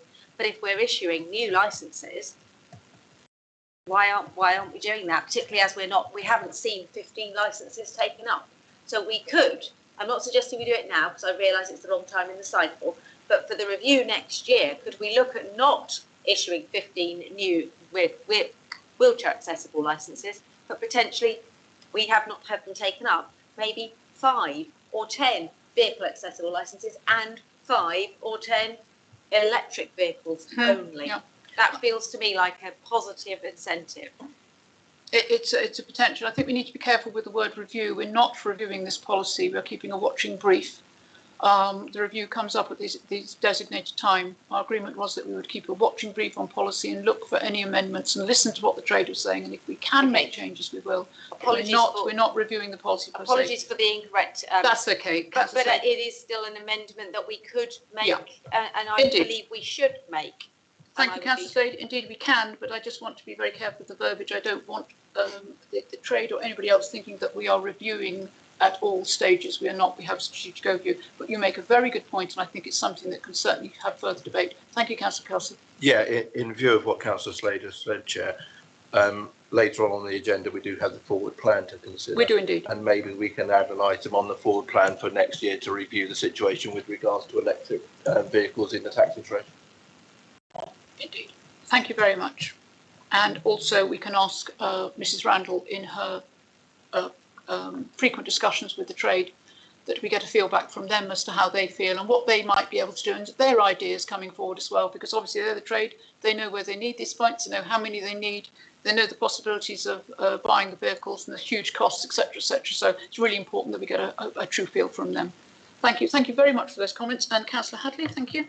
Sorry, thank you. I think that I'm really welcome that. As I said, the portfolio holder for Transport and Environment did undertake to look into this issue already, but I think you're writing to him or the leader would be I'm going to write to both. Great. But I suggest just in terms of paragraph 14 within this policy, which is what we're looking at today, to have a statement that says the policy is silent on the provision of electric or hybrid vehicles. Could we not have something that says we are keen to work with the trade on a move to electric hybrid vehicles within this policy? Because I think to be silent on it suggests that we don't care about it, which certainly isn't true for me. Thank you. Absolutely not. But remember, this policy is a long time in the making. This policy was actually started its creation in 2019, and perhaps things weren't quite so, they're always important, but the importance has gained traction since then. So I know it was under Councillor Flagg who started us all off on this, and we had a very sound document to begin with, but matters have changed and things do need to be added. So indeed, if we want to have some form of comment that obviously we're concerned with regard to climate change and the use of electric vehicles, etc., etc., I don't know, something that we might need our legal advisor to make sure that the comment is appropriate. If we were so going to add something at para 14, and I don't want to jump on our legal advisor and say, well, give us the wording now. I think that if we are wishing to have something in there, in the flavour of what we've all agreed today, I'm sure that can be done and taken on board and added in, but to give our officers time to have a short statement or a short comment in there with regard to that reserve. Is that acceptable? Are we all nodding? Councillor Burton? Just adding to what Councillor Hadley was saying, I'd also made some notes about this, and thank you, because I'd missed it in the point that here we've got that. My thought it for me to tell you what to write in your letter, but if you want to help influence the leader, putting electric charging points, which are BCP electric charging points in taxi ranks, could actually have an input to our finances. The taxi drivers will be buying electricity through BCP rather than diesel and petrol through an oil company, and we could also choose a green energy supplier so that it was renewable energy that they were buying to put into their taxis. So it could well be a win in many ways. Yeah, a full circle service provision. Yes, thank you, Councillor Burton. I'll certainly make a note of that. And Mrs. Randall, you've also made a note of that, because you and I will be sitting down to make sure we get this letter right. Okay, thank you with regard to content. So if there are no further comments with regard to that, so we'll move on then to Hackney Carriage and Private Hire Driver Policy. Sorry. Sorry, Mrs. Randall. Just before we go again, under section 16 of the report, number 15 of the report, it was just again the trade had asked that all vehicles be capable of accepting card payments. Oh yes, it wasn't in the any suggested changes within the policy, so just for discussion. Yes, indeed, the card payments. I was going to come to that later, but we'll do that now. Would you like to take us through this request from the trade? Thank you. So at the meeting that we had with the trade, there were some reports that some drivers sometimes refuse short fares, and their excuse that they use is that they haven't got a card machine, people haven't got cash, and by the time they've gone to a card machine to get the money out, it's sort of completely out of the way, and it was ridiculous. So the trade have asked that a requirement is put in so that all vehicles are capable of accepting a card payment. You've got all these apps on phones now, and there's lots of different ways of doing it. It's not back in the day you had to have a huge machine that did it all. And they've provided some links there that I included for the best type of card machine for small businesses. And they've said, there is a cost implication, but some of it is is either the app is free or the equipment is free, and then there's a small percentage of each transaction is payable. So again, it's down to members whether they wish to make that as a requirement within the policy. Indeed. Councillor Kelsey. Brilliant idea. Oh, is that it? Brilliant Yeah. idea. Right. I think it's about time. We are in 2022 after all. And I think actually from a safety point of view for the drivers, them not carrying as much cash will then deter anyone from wanting to mug them halfway around their rounds, especially on a night time. And I think, you know, it must be easier for the drivers to have a card machine to use. They're simple. How many of us these days do not carry a debit card with us? Because I carry very little cash now, and it's much easier to have a debit card. So I think it's a brilliant idea. We obviously need to make sure, in conjunction with the trade, that we get a card machine that is suitable for everyone and works for everyone. So I'm happy that we do insist on everyone having a card payment machine. It's a request come directly from the trade, so we would expect that the trade had done a proper consultation with all representatives, and that the majority were so content to take it forward. Councillor Slade? Yeah. And I do wonder, those that don't want it, whether they're actually putting their fares through the books, but that's a different David, you and I are on the same track. So I was about to comment that there are a lot of people who do not trust that money is being taxed correctly. And actually, I think that I'm slightly concerned by this suggestion of a cost implication. Every time they bank the money in their bank account, which I presume they do, there are cost implications for business to bank cash. So I think we have to accept that there are costs involved in running any business. I'm not comfortable with the comment that was just made. I can't recall whether it was yourself, Chair, or Councillor Kelsey, about us saying which card machine. It's not relevant.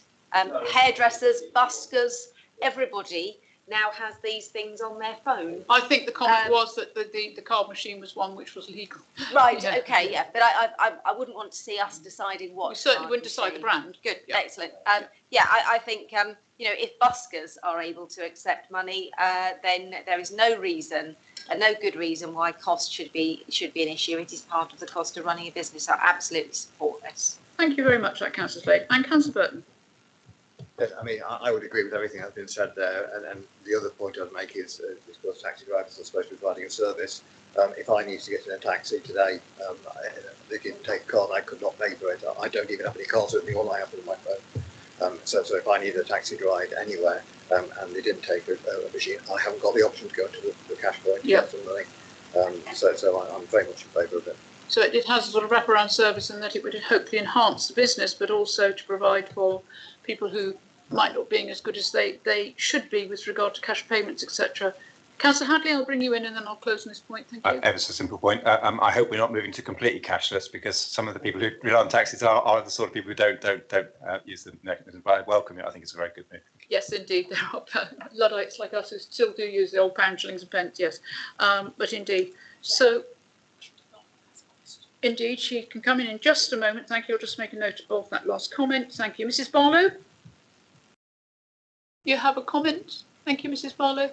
Yes, I mean, if you obviously, consensus seems to be that that's agreeable. We would need an implementation date. Obviously, we have to give, the vehicle proprietors time to sort themselves out. So we need a specific, just to say that we would need you to agree an implementation date at the same time. Indeed, something which obviously I would be coming on to. And I think with this, we need to take this back to the trade with all the comments from the committee saying, yes, we are so disposed, we see your point. What implementation date do you find would be acceptable for you? I certainly wouldn't want to prescribe to them, because I know they've got enough difficulties at the moment. So they've come to us, they've asked us for something, we've been able to help them, which is great, because that's what we're here for, to work together.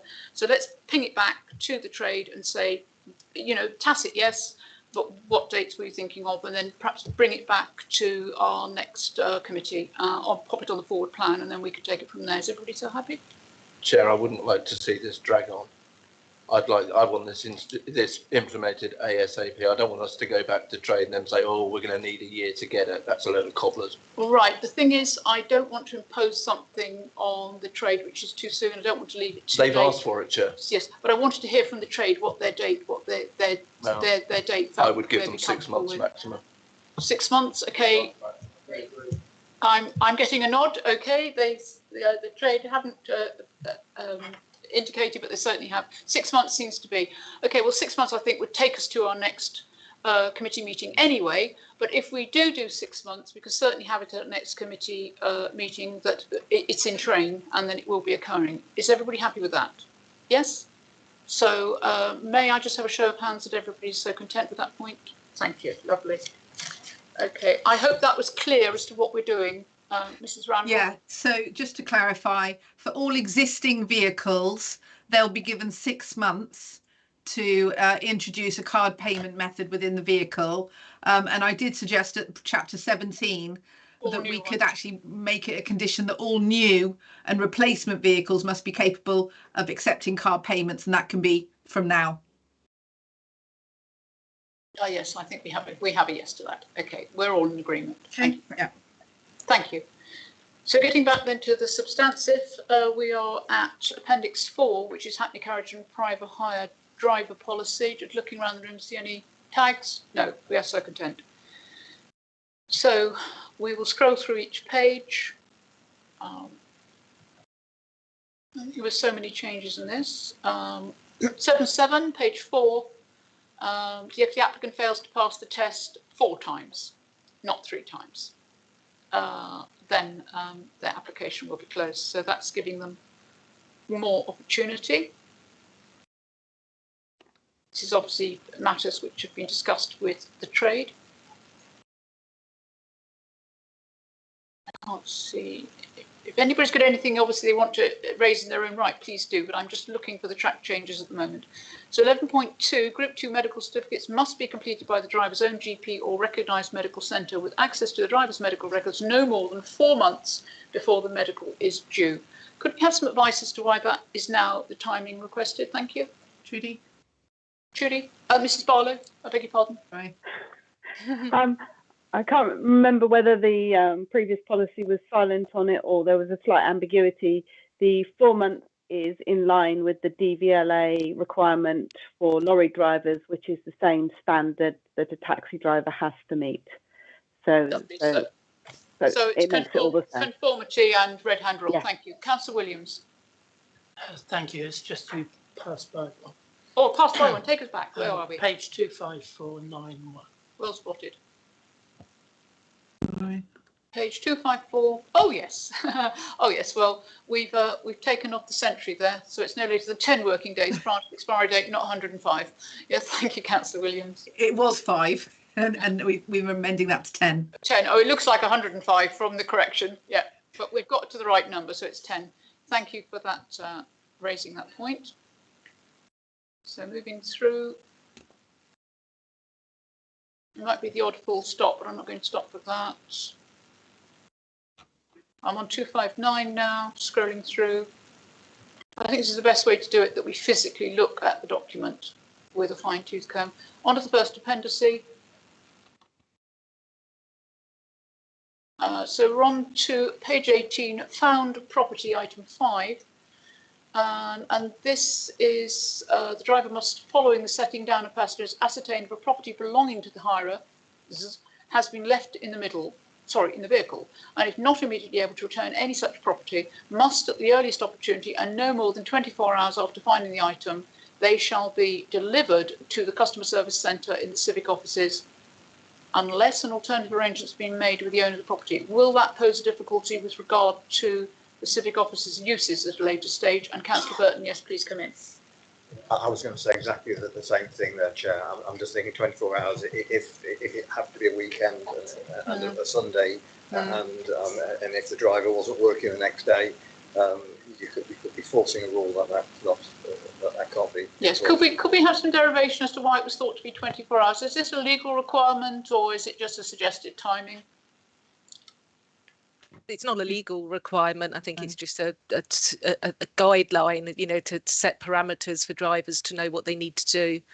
But it may well be that you decide 72 hours, which gives you the point is well made. Saturday, Sunday. Yeah, because as Councillor Burton and I both raised, if it were to be last thing Friday and they couldn't do it till first thing Monday, I think 72 hours would be a fairer to allow for the weekend. Or should we put something in there that if at a weekend, then rather than, because they could hold it on a Monday, hold it for 4 days and turn it in on a Thursday. Councillor Slade. Could we have by the end of the next working day? Because if we've got Christmas, and otherwise it covers it, yeah, covers it. Makes it simpler, doesn't it? Everybody happy with that? Councillor Johnson. Yeah, so just because I'm looking at it, tiny little typo. Okay. Return any such property. It should be a comma there rather than a full stop going into the next must just before the correction. Sorry, Lovely. just staring me in the Any face. such property, comma, remove the capital. Yeah. Put in small casement. That's Just line staring me in the 2. face. Thank you. So I think next working day makes absolute sense. Thank you, Councillor Slade, for that suggestion. It's lovely. So moving on. Councillor Hadley. Sorry, can I take you back to page 260? You can. Is it I'm going through too quickly, or are you just being slow, Councillor Hadley? Which is it? Probably a bit of both. Item 6 just says religious or cultural attire. It doesn't say whether it's mandatory or allowed or not allowed, and I think it needs to be clear about what are we actually asking in terms of religious and cultural attire. So we're at page 260, yes? Yes, item 6 in the list, third line down from the top of the page. Yeah. We had quite a lot of conversation around this within the committee at the time, because we did have it sort of narrowed it down, and then conversation was like, well, you've then missed off something, and there was the concern that if we have a list, we could miss something off. So we tried to keep it as generic as possible, because who are we to dictate what religious or cultural attire is or is not suitable? So that was the reason that was kept very open. Obviously, if that is taken, if somebody takes that to the nth degree and starts wearing silly stuff and there are complaints, then obviously we could deal with it under review. But I think we do need to leave it in the generality, because, as I said, we don't want to fetter anybody's discretion with regard to... Chair, I don't think it's clear what it means. So I think that's Councillor Hadley's point. It just says religious and cultural attire. It doesn't say must not or must conform or. Oh, does it not? Does it not say the uniformities at the top? Well, the other must point comply with the following requirements when they are working. Let's just look at that lead then, just to make sure how much clarification we need. So, licensing authority expects that drivers will always comply with the following requirements when they are working: religious and cultural attire. Yes, it's almost like it's not so much a reason to comply; it's whether people wish to wear it, isn't it? Yeah, is permitted. Well, I think your point about it being extreme, or making it difficult for them to drive or be identified, there is something about it must be within safe constraints. But I think it is about the ones above say not permitted or not, and we're saying it is permitted. But yes, there's some confusion in there. I agree, Councillor Williams. You could add if appropriate, of course. Nananka, your thoughts on that? I'm not fussy as to wording. Well, I was going to say just religious and cultural attire is permitted. Yes, it is about the permitted bit, isn't it? I think it's what it's down to, because everything else is saying no, and this needs to say if it can happen. Yeah, Councillor Slade. I think if you combine those two, religious and cultural attire is permitted, comma, where appropriate, then you cover the fact that if that actually doesn't give you good vision, it would therefore still be permitted, but it would be inappropriate. Quite happy with that. So, everybody happy? Good. Thank you. You happy with that, Councillor Hadley? Thank you very much. Yep. So then moving, I think we were at Councillor Hadley. Really sorry, because I highlighted various bits in this. It's page 17 of this report. It's page 264 overall. Thank you. And in the second line, it talks about seatbelts, and the driver must ensure the seatbelt legislation is complied with in respect to all children conveyed. Sure, that's all passengers conveyed. Indeed. Well spotted. Thank you. We can amend that. Makes sense. Everybody happy? No, apparently not. Okay, so I'll come to Mrs. Barlow. Why is that children and not all passengers? Would you like to take us to the point again, please, Councillor Hadley? Yes, I thought that it was the responsibility of the driver of a vehicle for if you take us to the point on the page, sorry, you can see the actual it's the top of page 264. Yeah. And it's the second line says children conveyed. And I'm not an expert on the law, so I can appreciate that if an adult refuses, and a taxi driver may not have. I was going to say an adult. It's down to that adult, is my understanding, not the driver. The driver can encourage, but it's down to the driver. But with children, obviously, the problem is, for with providing the different requirements.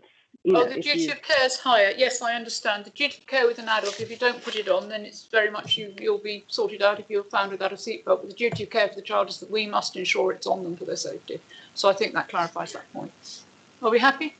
Thank you. And thank you for your nods over there. Very helpful. So moving on then to, are you happy with that, Councillor Hadley? Okay, thank you so much for raising them. They're all extremely good points. We've done the loss of property. Moving on. Oh, my arrow's coming to the end. We're on page 19. We're on appendice B now. Anything in there which you want to raise, please do so. Page 21, 22, appendice C. Coming to the end of our track changes now. Thank you, Councillor Williams. What did we miss? I think you missed page 265, item number 5. Okay, we'll wing back. When I say wing back, we'll glacially move the screen to number 265. Chair, that's the pound property one that we dealt with. Yeah, we did that one, Councillor Williams. That's right, smacked hand. Moving on. That's okay. So if we scroll down then, I think to the bottom again, appendice B and appendice C we were on. There's nothing on there, I don't believe. And we're on page 273 now. We're going to 274, 75. These are all fairly set in stone because they're all legal. We are now moving to, I think we've got to the end of we're at the end of our policy. So, thank you so much for going through all those points with such detail. So if there's anything else anybody else wants to raise about these points, we did vote as we went through, I think, on each individual point as to what we would be doing and the changes. So subject to those changes and what we've agreed on, okay, is it okay now for us to go on to the vote of final recommendation? And I think our final recommendation has been, we've agreed minor amendments to the policies as recommended, and I think we've also made some additional amendments to the policies as presented because we've had that from the taxi trade. Very important that they feed back to us so we can get this right for them. We're extremely grateful to them. And I think that we're not going to make any changes, and we're certainly not reviewing the whole policy. So I think little 1 and little 2 sits. So can I then please make the recommendation, ask for a seconder? May I have a seconder, please? Thank you, Councillor Johnson. Sorry, Councillor Hadley. We talked around moving the date for moving to Euro 6 standard. Yes. I don't know whether you're going to come back to that. Oh, was that a requirement? It was just something which you did not agree with, and we could take that as a point. What were people's thoughts on that particular date? I mean, I think we were trying to accommodate the taxi trade per se. This has been agreed in the previous policy unanimously by the committee. Don't know if you wanted to come back and rediscuss this, but I think we are where we are with it. Councillor Farquhar? Chair, judging by the wording and the policy which was agreed, it says 23, not 24. So I think this is something we're asking for a change on bequest of the taxi associations to actually move it to 24. So that's not what was agreed. No, that wasn't. I'll Council. go back to Mrs. Randall. We'll get full clarification. Thank you, Councillor Farquhar. Could I have full clarification on this, please, Mrs. Randall? Thank you. We can't hear you. You're muted.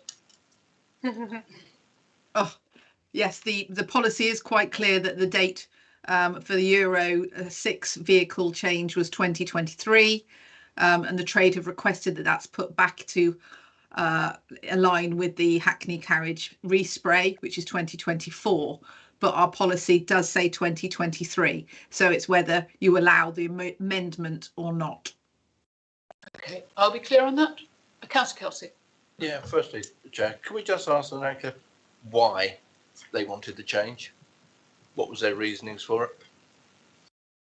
Thank you, Nananka. Mrs. Randall. Well, the main reasons are the difficulties that trade have faced over the last 2 years with COVID and the lockdowns. and it is, replacing a vehicle is a big financial a burden for people. So they've just asked for an extra year to get their finances up and running now that lockdown's ceased.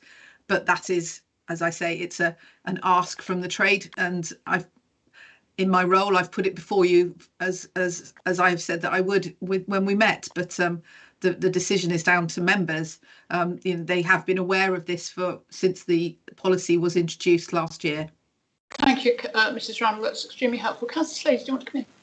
I would just like to propose that we do not accept that recommendation to push it back, and we stick with the existing policy. Okay, I think I'm seeing a general consensus from the floor. Councillor Farquhar? Thank you, Chair. I was just going to second that. Okay, well, I'll propose it from the chair. So I'll propose that from the chair there as to the wording we've heard from Councillor Slade, and I'll ask Councillor Slade to say second. Okay? Very happy to. Thank you very much. So all those in favour of that? That is unanimous. So I'm very sorry, but with that, we could not acquiesce to your request on that occasion. So going back then, with all those amendments and changes made and agreed and supported, are you so content now, Councillor Hadley? You haven't got anything because you're great at bringing up the little details which we tend to overlook. We will move to the recommendation then. I have a seconder who's Councillor Johnson, that item 1, we agree minor amendments to the policies as recommended, and we make additional amendments to the policies as presented and as discussed today and agreed. Are we also happy? May I have a show of hands, please? Thank you. We're unanimous in that. Thank you. So moving on then to item 8, which is the review of Hackney carriage maximum fares and charges tariff. Mr. Lane, I'd like to invite you up, please, to take part now. Thank you. I'm sorry, Mr. Diffie. No, don't apologise, Mr. Diffie. It's always lovely to see you. Always lovely to see you. I'll just to give a précis as to what we're required to do. We are to consider the request received from BCP Taxi and Private Hire Association, as represented by Mr. Diffie, for a 7% increase in the current Hackney carriage tariff. We have Mrs. Randall and Mrs. Barlow, who will so support, and of course, Mrs. McNamara will give us any legal advice. So, Mrs. Randall, would you like to take us through the report first, please? And then I will ask Mr. Diffie to make his presentation. Thank you. We can't hear you. Again. Sorry. So the matter before you today is the trade representatives have put forward a request that the members consider an increase in the maximum fare charged by Hackney carriages across the 3 BCP zones. The committee does not have any input into the private hire fees. It is purely Hackney carriage fees, just to clarify that.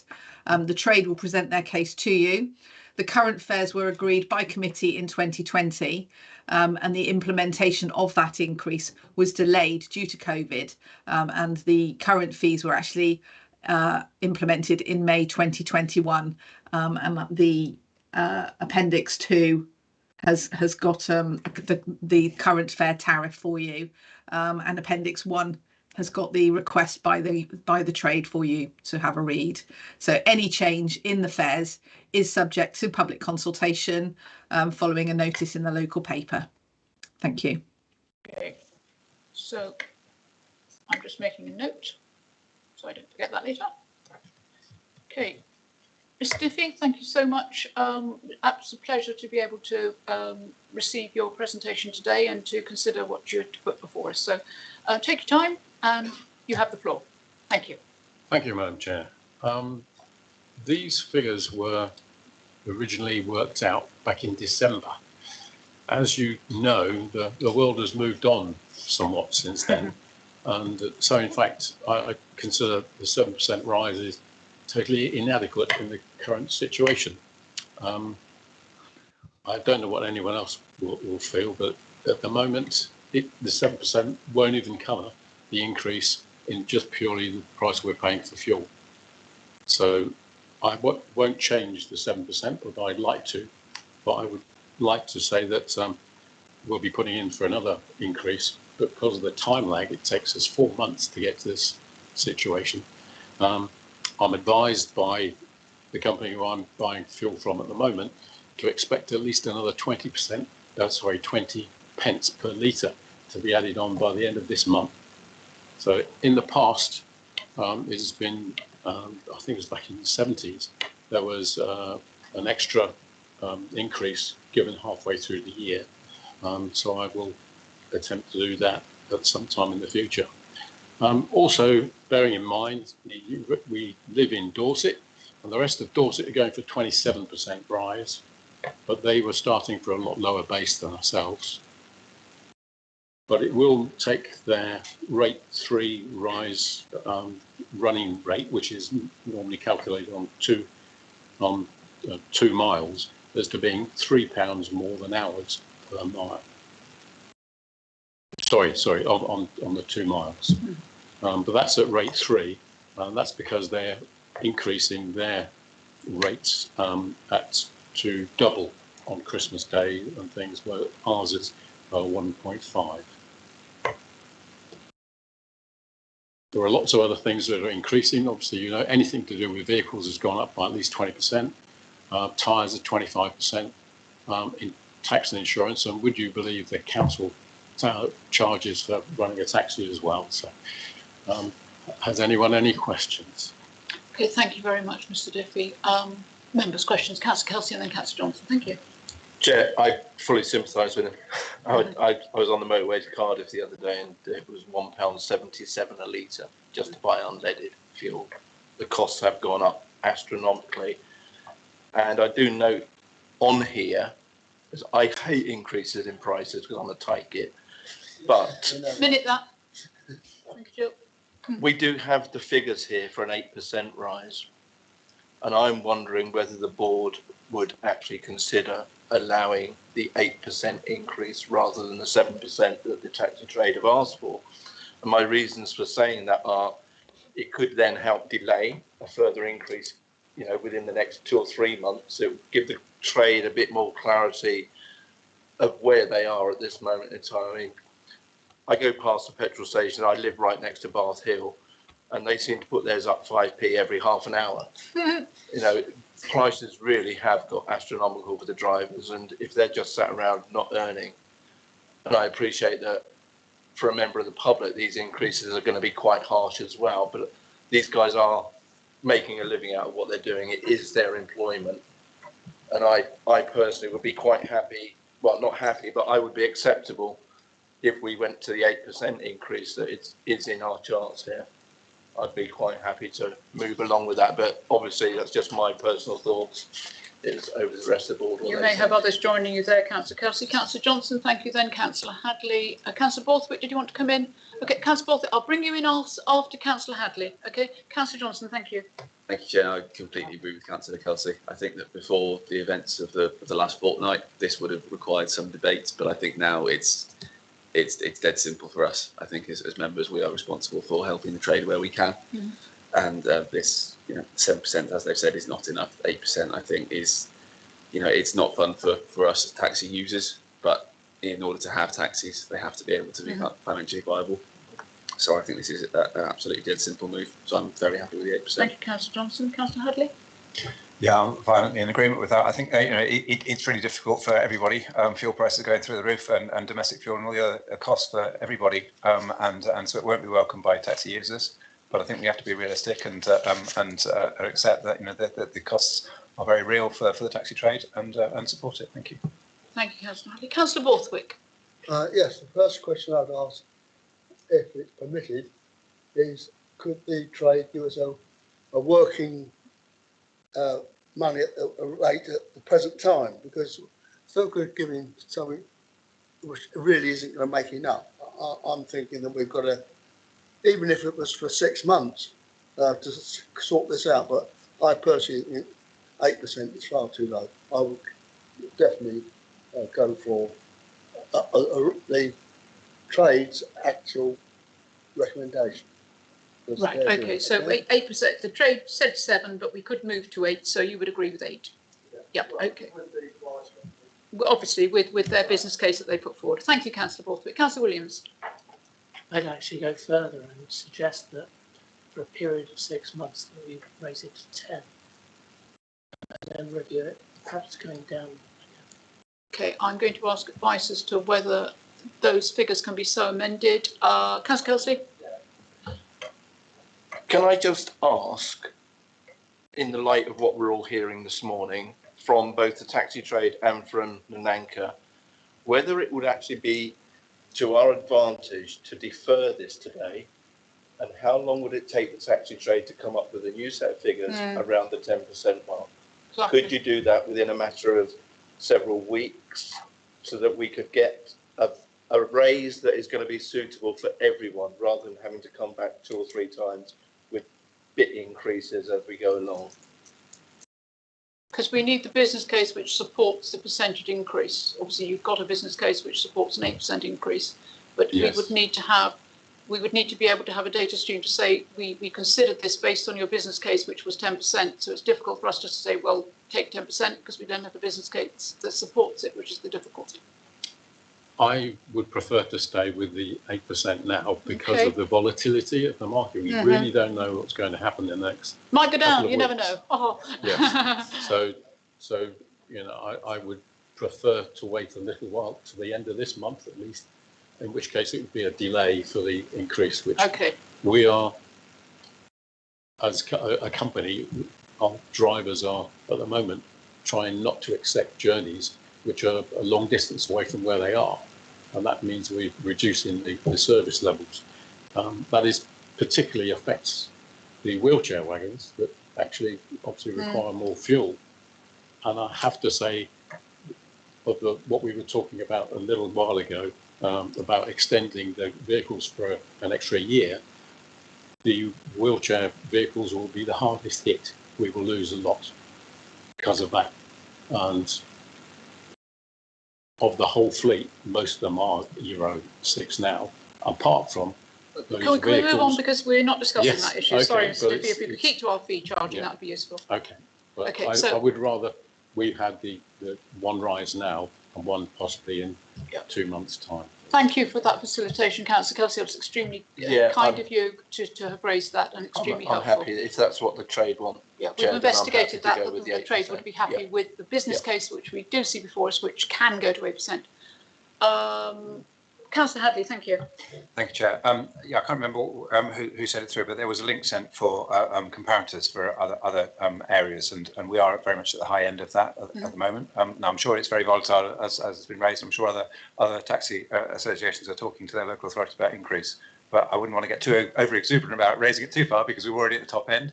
And the other bit is that with domestic fuel, certainly there is an anticipation the price will come down. I think Mr. Diffie referred to the volatility, and so there is a kind of hope that we will get through this. You know, the war will get resolved, and that of course the big guns are all talking about how they can reduce these prices. You know, there's always a tendency to keep going up and never to come back down again. So, you know, for the sake of customers, we should be tempering our exuberance to increase. Indeed. Thank you very much. Councillor Slade.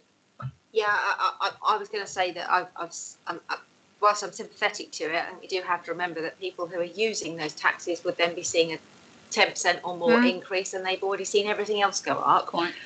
My concern is, whilst I understand that there is, you know, this is restricted, whereas private hire vehicles are not, I would like to see some evidence or information about whether the prices of the private hires are also going up at the same level, because we can pluck any figure out of the air, but actually we don't know what the market rate is for a private hire either. So when that business case comes back, it would be good to have that information to compare to, as well as the other areas. And if we are at the high end, I would be very nervous about. Well, regrettably, we don't have any jurisdiction with regard to private hire. No, I realise we don't have any jurisdiction, fears, but we certainly would have the information. You know, the information is available, I would imagine, in the public domain. Personally, I don't see that would be incredibly helpful, because they're two separate entities. And I always appreciate your attention to detail, Councillor Slade, in making sure that we do make our decisions based on evidence. But I think that the evidence we have in the business case, which is fairly stark and fairly straightforward, I'm not entirely certain if other members felt that would be useful, but I think I'd just like to get on and get this agreed today if we can. So what we have on the table then is we've agreed that we do have a business case just for the 8%. Councillor Borthwick.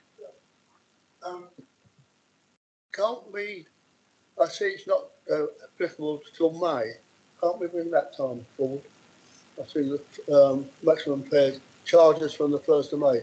Surely that's a long way away. Surely that date should be brought forward until... It's, the fee charging is on a statutory calendar, so it has to go at a certain time. We can't change that. Yeah. Sorry, Nananka, thank you. I'll Or just we come can in change there. it. As I explained at the beginning, this is subject to statutory consultation. Thank you. So we can't just bring it in straight away. It's got to be advertised in the paper. I think it's 28 days has got to be given for feedback. And then we've obviously got to arrange for all of these vehicles to be recalibrated, all of the meters to be recalibrated. That's not something that happens overnight. They all have to be physically recalibrated, and that's something that the licensing team operate with the trade. So it isn't something that just happens. So it's not something that we could agree today and it will come in tomorrow. The 1st of May is cutting it relatively close now that we're sort of middle of March, so we wouldn't be able to bring it in any earlier than that, I'm afraid. And Chair, thank you for the explanation. 14 days. Chair, just to add to what Nananka was saying, obviously when it goes out, when it's published in the newspaper and people can make comments in relation to that and representations and objections, well, if the objections are made, they've actually got to be considered by the committee. So you've got to factor that time frame in as well. So it would be the 1st of May if there's no objections. Yeah, May the 1st would be if there's no objections. If there were to be objections, then that would be extended. But we will have to rather suck that and see, won't we? But based on the information we have then in our report and based on the business case we've heard from Mr. Diffie, supported by Mr. Lane, we're being asked for an 8% increase subject to statutory consultation period, etc., etc. So could I have a seconder, please, that we do indeed accept, Councillor Borthwick, thank you, that we do indeed accept that 8% be the fee that go forward for the consultation, and subject to that be granted after the consultation, or have to come back if there are objections. So all those in favour, please. That's unanimous. Thank you very much. Thank you very much, Mr. Diffie. Very best of luck to you. Very difficult time for you. Thank you for coming and talking to us at committee. Thank you. We'll move on now to the forward plan. And I have a vague recollection that there was something we should be adding to the forward plan.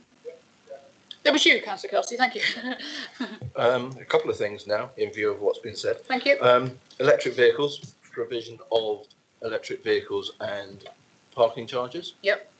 And I'd also like to add on, one of the comments that Mr. Diffie made was regarding drivers refusing jobs because of the distance they have to travel to get to them. I'm just wondering whether we actually have the correct rank provision across the whole area for people, and whether that's something we could maybe have a discussion with again between the trade and the portfolio holder for transport. Because it strikes me that if somebody's coming from Poole all the way to Bournemouth, there's not that many ranks in between. So do we have enough provision for the guys to rank up in the right places? I think that's something that needs to be looked at. Thank you. Through the chair, thank you. So yes, indeed. So we do have reviews with regard to where our ranks are, etc., etc. I don't know whether has Trudy left us. Has Trudy left us? Trudy? Where's Trudy? Are you there, Trudy? Mrs. Barlow? I'm here, sorry, yes. Thank you, Mrs. Sorry, Barlow. press the button. Perhaps you could just update us on the provision and positioning of taxi ranks through BCP. We're thinking with the provision of, in the future, hopefully there's the soon future of electric points, etc. As to whether these are in the right place for our taxi trade, and whether that's a review that could be taken on board, or whether something's been done and where we can take it. It's on the forward plan. We hope to put it on the forward plan. Your Right. comments. Well, it is something that I did bring up, I think, before the lockdown at the last trade meeting, as to obviously you've got the daytime economy and the nighttime economy, and we have part-time ranks, and as premises change, move, the pinch points can be different to what they were 5-10 years ago. I haven't had any feedback from the trade because obviously they are the best people to tell us where, you know, where it would be a good idea to put the ranks. I mean, obviously the ones that are physically there at the moment, some of them are only part-time, as I just said. It's really, I mean, I would like to take my lead from the trade because they're the people on the coalface, so to speak. They know, you know, what happens at whatever time of day people are coming out of work or, you know, finishing their evening out, where they need to go to get a taxi. So yes, I mean, something I really would. So that direct interface with you, I think, would be the starting point.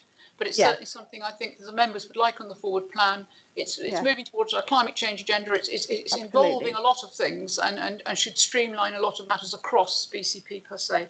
So I think we agreed that we have that. And the other was the refusing jobs distance to get to them, and that was due to the provision of election charging points. So it's all rather under one issue. Councillor Kelsey, yes? Lovely, right, okay. Was there anything else which I missed, which was wanted to be out of the forward plan? I don't think so. Just take us through what we do have on here. We have, well, the statement of licensing principles, we've done that, and we've done the update implementation of the taxis, and we've done the fees and charges, and I see a hand going up. Councillor Hadley, thank you. Who is it? It's Nalanka. Thank you, Mrs. Randall, yes? Yeah, we need to add the unmet needs survey feedback. That was it. Yeah, I knew there was something. Lovely.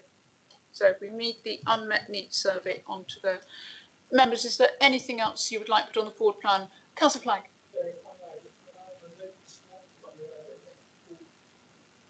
Sorry, Chairman. I noticed that the next full meeting of the committee is on the 18th of May, and we've just discussed the percentage increase for the Hackney carriages, which is due for implementation on the 1st. And I wonder if we do have an objection, you know, are we looking at an extraordinary meeting of the full committee? I think that if we did have objections, we could probably bring it in there. That was my point in case that I made with regard to bringing it back to committee. So would that be feasible? It wouldn't be feasible in Lancashire. We would have to have a special committee if there are objections, because the decision has to be made no more than 2 months after the original consultation period. Right, so we are set on statute there. If objections, May, March, April, May. Oh, it might be all right. Might get in there just. It may be possible. Yeah, I think you'll be okay because you just would need to make sure the advert, the consultation feeds into that time frame, I think. Yeah.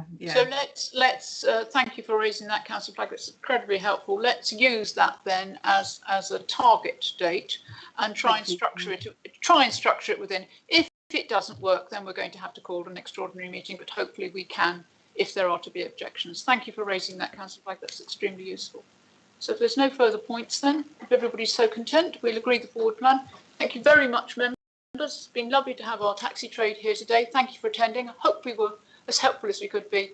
Thank you, officers, and the meeting is now so closed and I'll ask live stream to finish. Thank you very much.